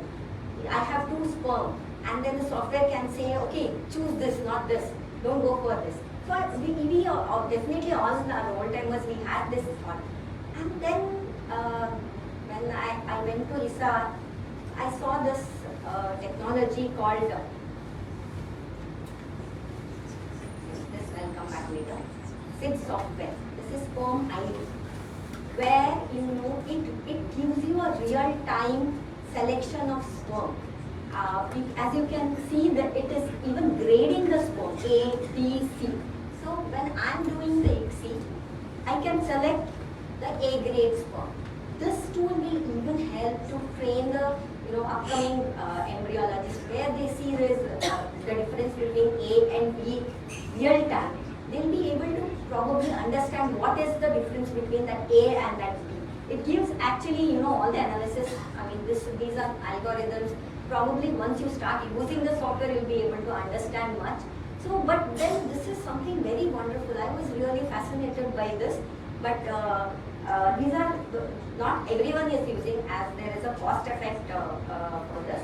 So then computer analysis, assisted semen analysis, which uses so many parameters to study. It's not that it just says, okay, this is moving like this, it's grade A. It is not moving, it is grade B. That's how we do it. But the computer takes so many algorithms, so many components into consideration, saying that, okay, this sperm, I have to grade it as a grade A, then what are the component it has to fulfill the criteria.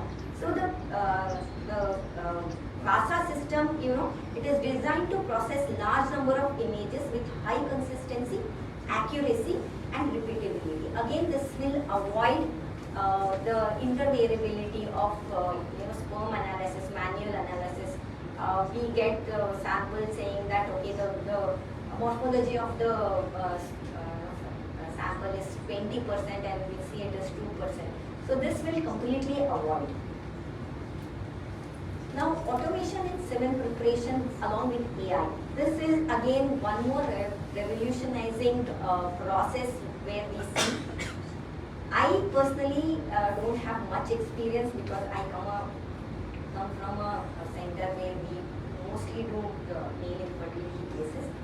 But then I spoke to people who actually use this, and they have found it that these microfluidic system of sperm sorting gives better results compared to manual processing, like we do centrifugation, density gradient. These microchips give a better recovery with a smaller amount, minute volumes of semen. Again, there are different microchips available right now. The one which is very famous is that Zymote, what we use, and other one I saw where they use this curvy linear motion of the sperm to get more yield. So this is one more in between the one more chip where the semen sample is placed under the chip, and then there is a membrane which imitates the cervical, the uterus environment of the uterus, and then the membrane, the sperm which can pass through that membrane are collected from the above, and they believe to be having less DNA fragmentation compared to when we get yield from the regular processing methods. Apart from this, this is a passive movement of the technology used is the passive movement of the sperm, the linear movement and curvilinear movement. We have certain chips where you use this thermal gradient, like you create the temperature gradient between two different nodes, and then the better sperm are collected at one end, and the sperm with less DNA fragmentation, less motility are collected at the one end, so that the yield is better for either IUI or ICSI. Now, oocyte retrieval, this was one more thing which, this is quite new to me when I read this paper. There are softwares where, which can tell the clinician when they do the ovum pickup under ultrasound that this particular follicle contains egg and this will not contain egg. I don't know how this is done, but then there are softwares right now available. Obviously, these are, the ones which I'm telling you now are still under experiment. The software tells you that okay, this follicle will contain egg and this will not contain one. You are very sure that how many eggs are you are getting, and second thing, probably that will reduce the time taken for OPU, and probably will help for the donor egg collection also, where you know that you will get certain number of oocytes at the end of the procedure. There is something a concept called eggshell, which is trying to semi-automate the OPU at the lab level, where the embryologist will pick up the oocyte and put it in the that chip, whatever device, chip-based device, and then it will maintain the temperature, pH, everything. The embryologist need not have to do anything. You can actually have peace of mind saying that okay, the temperature, pH, everything is maintained. You are very sure. You have 50 follicles to even the clinician has 50 follicles to rupture and give you the oocyte. You are at peace that okay, the oocytes are in a safe environment. And this is the conventional IVF on the chip. In fact, this is again was I don't know how to understand this, but it is easy to do automation with AI for the IVF, conventional IVF procedure, since there is nothing to do much.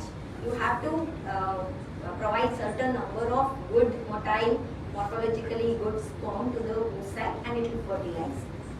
So since the IVF, conventional IVF procedure is a very kind of easy method compared, what I spoke previously, compared to all those things, this looks like a very easy method to automate with the AI. So it gives you that this particular device allows a certain number of sperm to fertilize the egg, and the egg is fertilized, and the egg after fertilization till the blastocyst is in that in the device, and there is a continuous exchange of media, so which gives nutrients to the developing embryo. So this is the concept IVF on a chip, and it's a 2-layer 200 microliter micro-well array device for the single step trapping and in situ insemination of oocyte with sperm as well as simultaneous embryo transfer. That's what I said. So in that particular device, you inseminate and you culture it. So once you are done with the insemination, till the blastocyst, you can relax.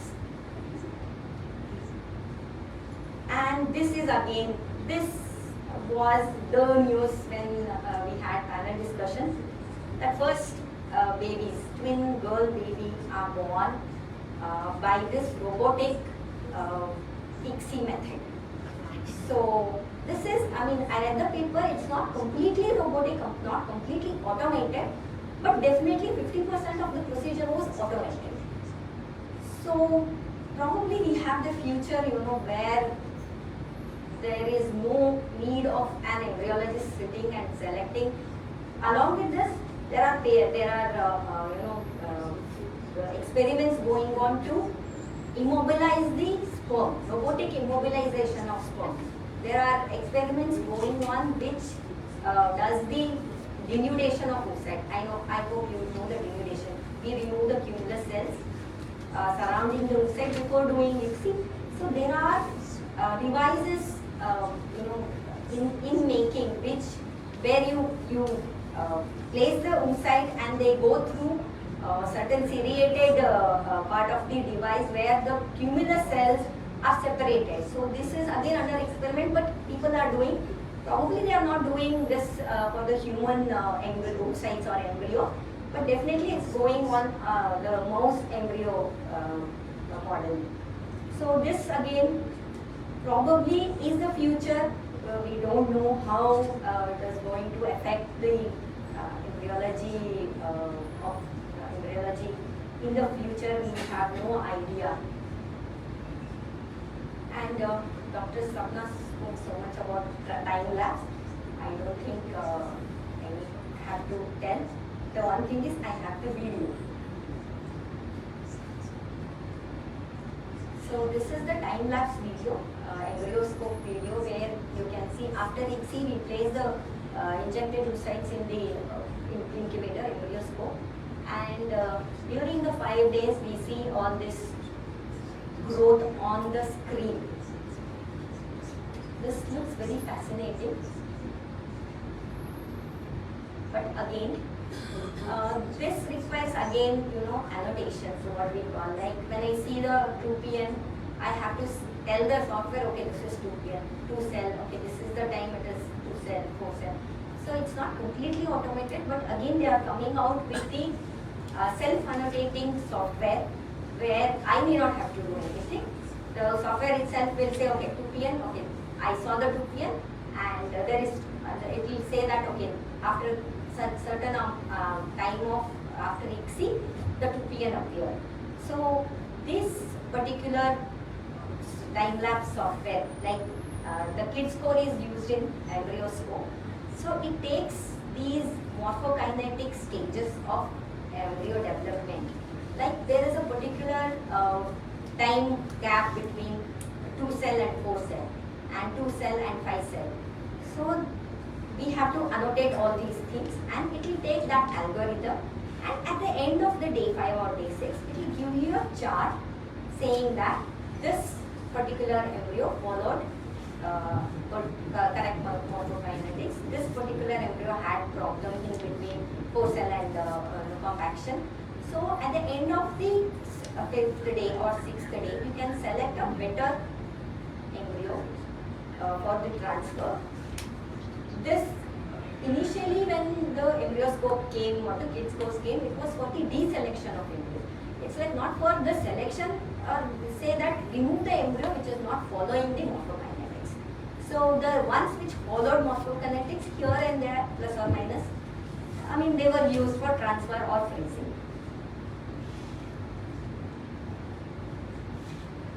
Now that was the live or real-time observation of the embryo growth and the morphokinetic stages. Now we have a software where you actually take pictures of the embryo, growing embryo, blastocyst. This is for the blastocyst in fact, and give static image of that blastocyst to the software, and that software with its algorithms will tell you what is the score of the embryo. I mean, we had the opportunity to test this for some 10-20 patients. Not this particular software, but similar to this. So it will give you the score. This is based on the static image. It's not the real time. It's not the growth morphokinetics. So it will calculate.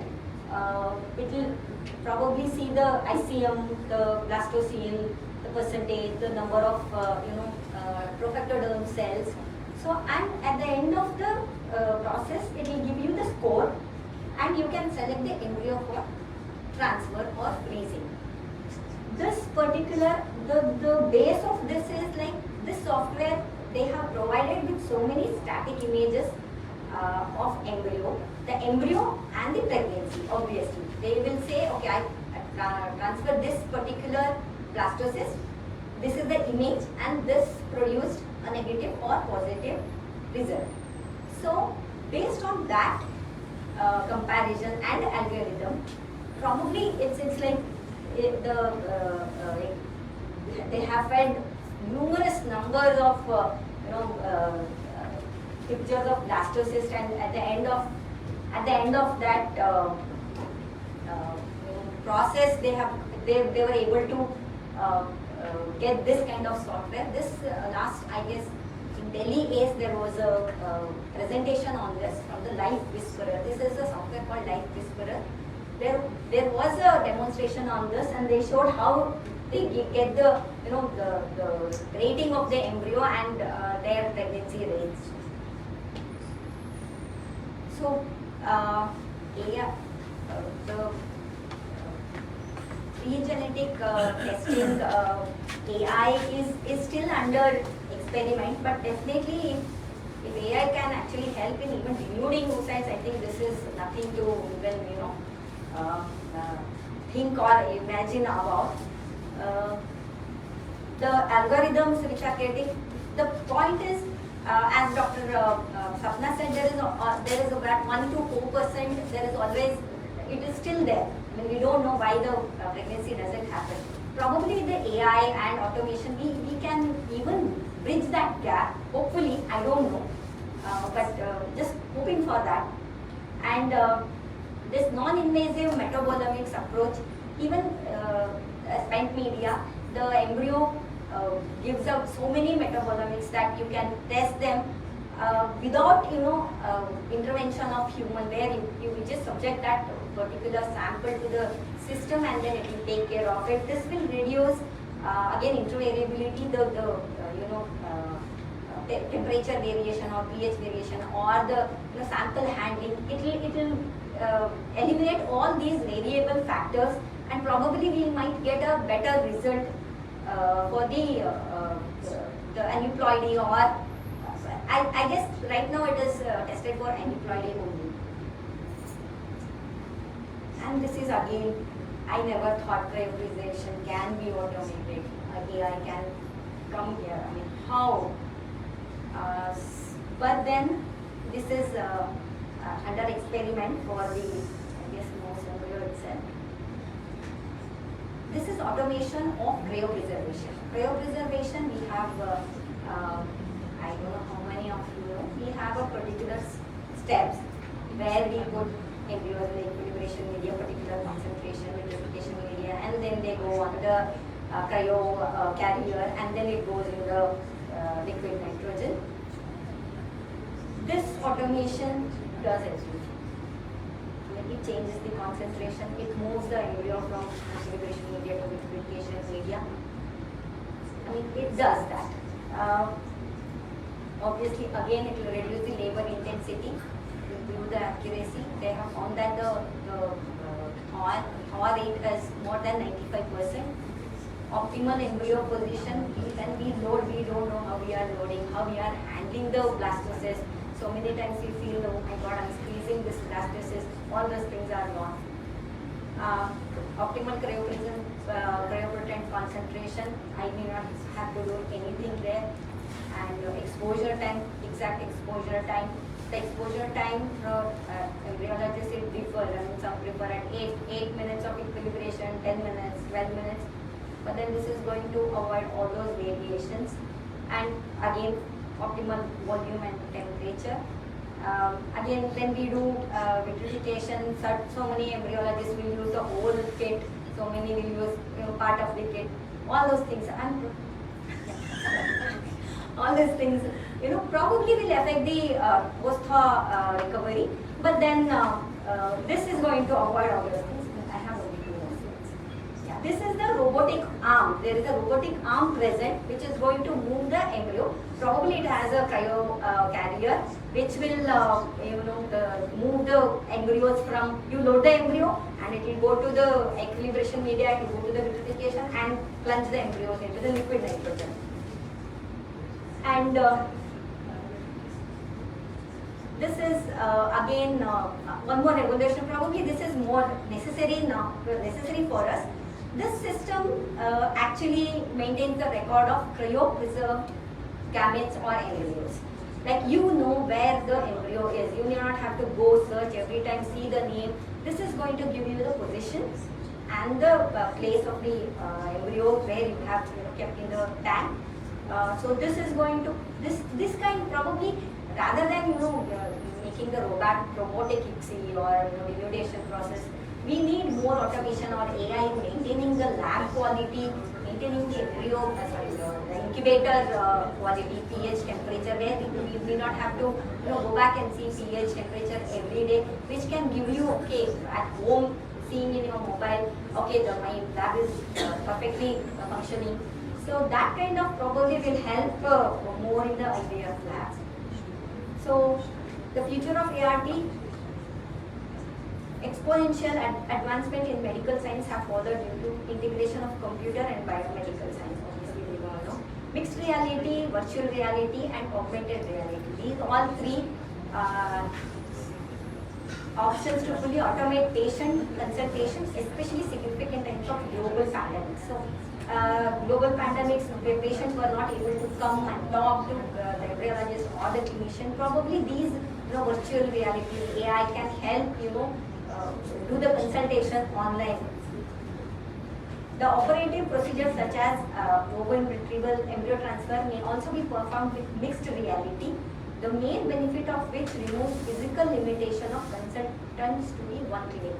I don't know how this is going to happen, but then this is there. And the synergy between microfluidics, artificial intelligence and robotics may indeed achieve a fully automated intelligence single-step device for the entire IVF treatment pathway. It is already under experiment. This IVF in a box is a concept. I mean, a certain lab in USA is already doing it where in one device you just finish ovum retrieval to embryo, probably cryopreservation. So this is definitely there.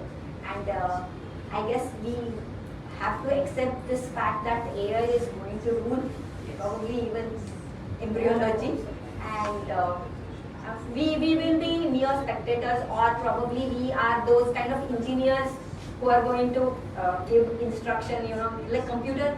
Obviously we have computers doing everything, but then we need the computer needs commands. So we will probably reach a stage where we just command the device and the device is going to do it. So thank you so much. Thanks once again. I hope sorry for interrupting your thoughts in the middle because of the time constraint. Thank you, Ms. Jayalakshmi, for giving us a peek into the future and where all AI is coming in the field of medicine. So I request Dr. Lata to give a token of appreciation to Ms. Jayalakshmi.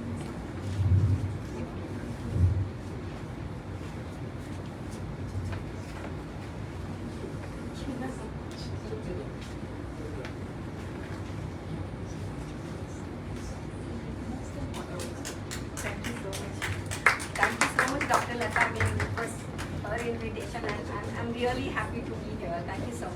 Thanks so much. Dr. Lata, 1 second. I would just like to introduce her and welcome to the family of Sagar Chandramma Hospital. She's completed her MBBS in DTO from JSS Medical College, Mysore. Extensive training in ultrasound and laparoscopy at Bengaluru endoscopic surgery.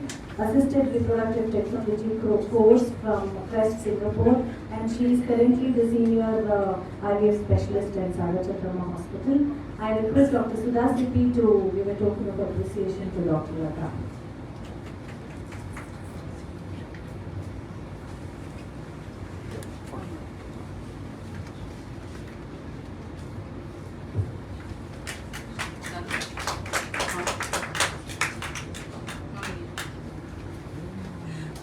Yes, without further ado, we will go to the next speaker, Dr. Mala Sibal, who will be speaking about detection of misplaced endometrium, adenomyosis and endometriosis. She completed her MBBS from Jawaharlal Nehru Medical College and pursued DGO from St. John's, Bangalore. She has written a book named Ultrasound and Gynecology, an Atlas and Guide, and her article titled Genisonovaginography was published in American Institute of Ultrasound and Medicine Journal. She is a course and director and faculty of Gynecology Academy and online learning portal for training in gynecology, ultrasound, fetal medicine. She is also a member of ISUOC Scientific Committee and a member of ISUOC International Faculty. She is an IOTA ambassador for conducting IOTA certification courses, both national and international. And the feather of her cap, she was also awarded as the best outgoing girl student in MBBS. Welcome, ma'am. Very happy to have Mala here. She's such a busy person, but she's a tycoon gynecology, ultrasound. And I tell you, for a clinician, what do you want to know? We want to know what surgery we are going to do. Is it benign? Is it malignant? She literally tells borderline tumors.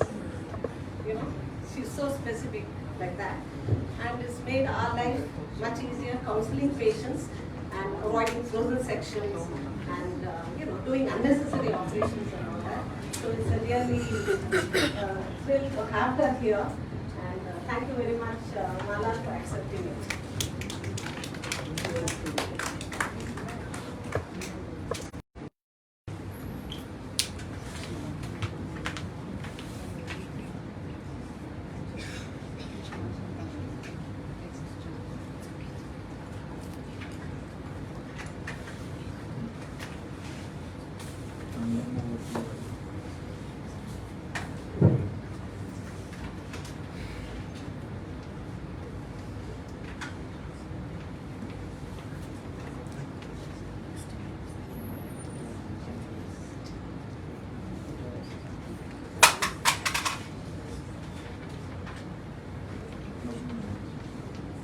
Your screen is not 16 by 9. It is skewed.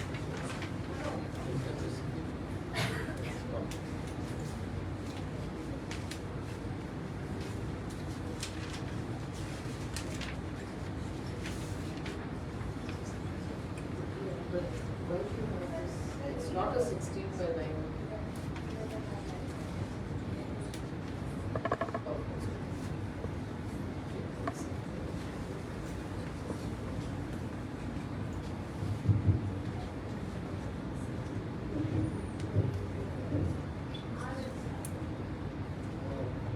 It's only 16 by 9 barata.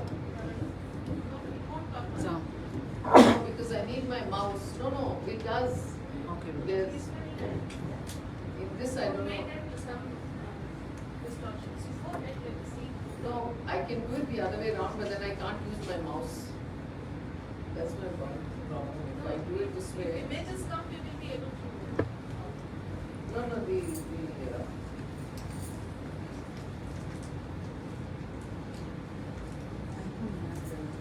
this one you can see it's the position is correct, but I can't use my mouse, so if I have to show something I cannot show.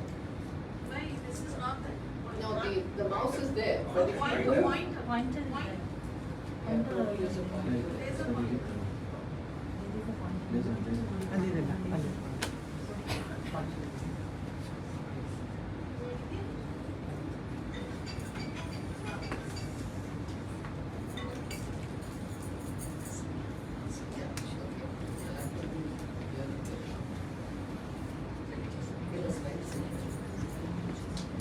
A very good morning to everyone, good afternoon actually now, and thank you Dr. Vidyamani and to the organizers for this invitation.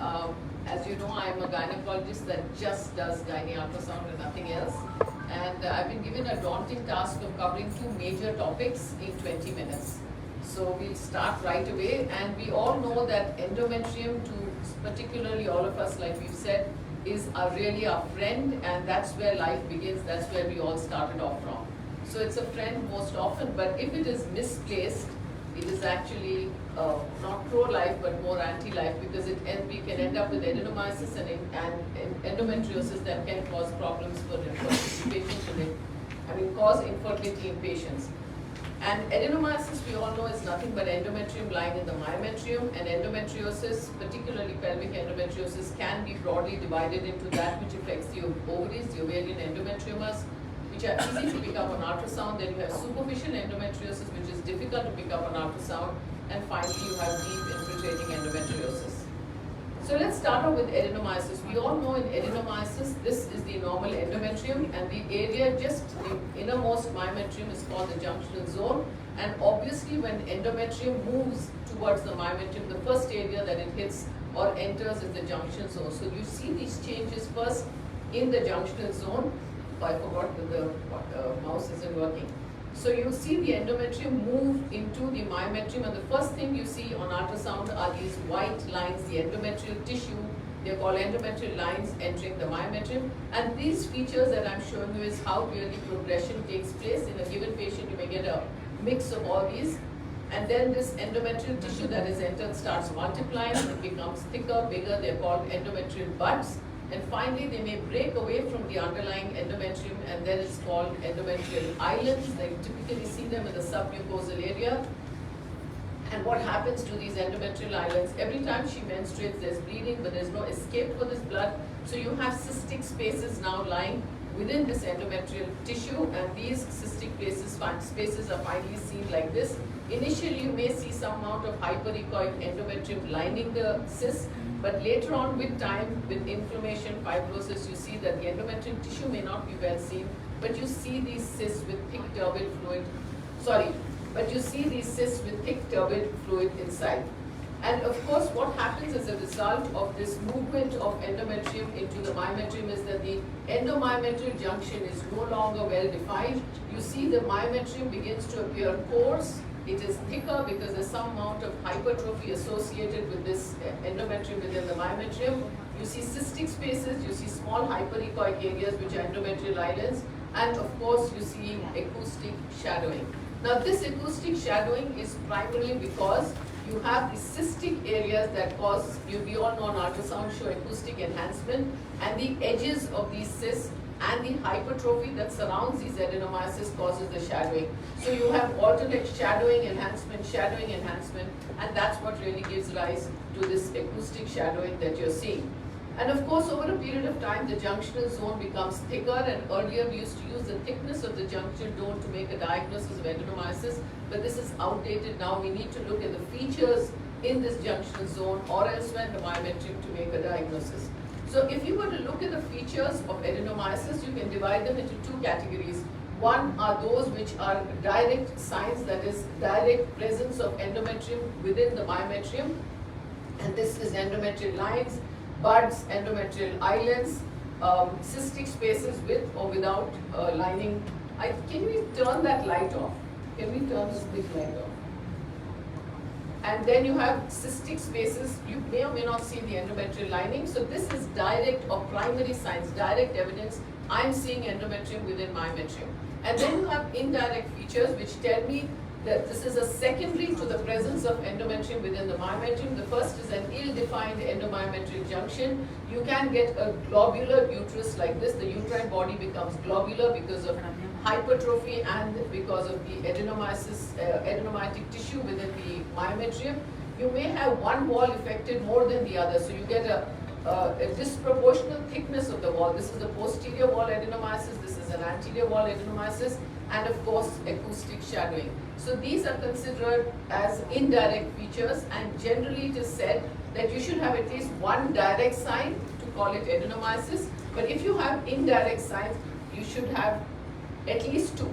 So you can have one direct sign is enough to make a diagnosis of adenomyosis, but if you're looking at indirect signs, you should have two, particularly this disproportional thickening, because I want you all to note, because some of you may not do ultrasound, but you get reports on ultrasound, you should not take this as something significant because normal uterus can also have contraction, and this contraction will give it a thick, it will look thick like this, slightly coarse, and you see her in half an hour, you'll be surprised that it's completely normal. So this has been documented, there are multiple articles, so you should be very careful if it's only in one wall. Just thickening of the wall is not enough to call it adenomyosis. Now, this is what is said. So one direct feature, two indirect feature. Today it is said, ideally, you have to find some direct feature to call it adenomyosis confidently. So now we move on to something called focal adenomyosis. Focal adenomyosis is actually very rare, and they say if you have a doubt, you better call it diffuse adenomyosis. So if you look over here in this particular patient, you will see that this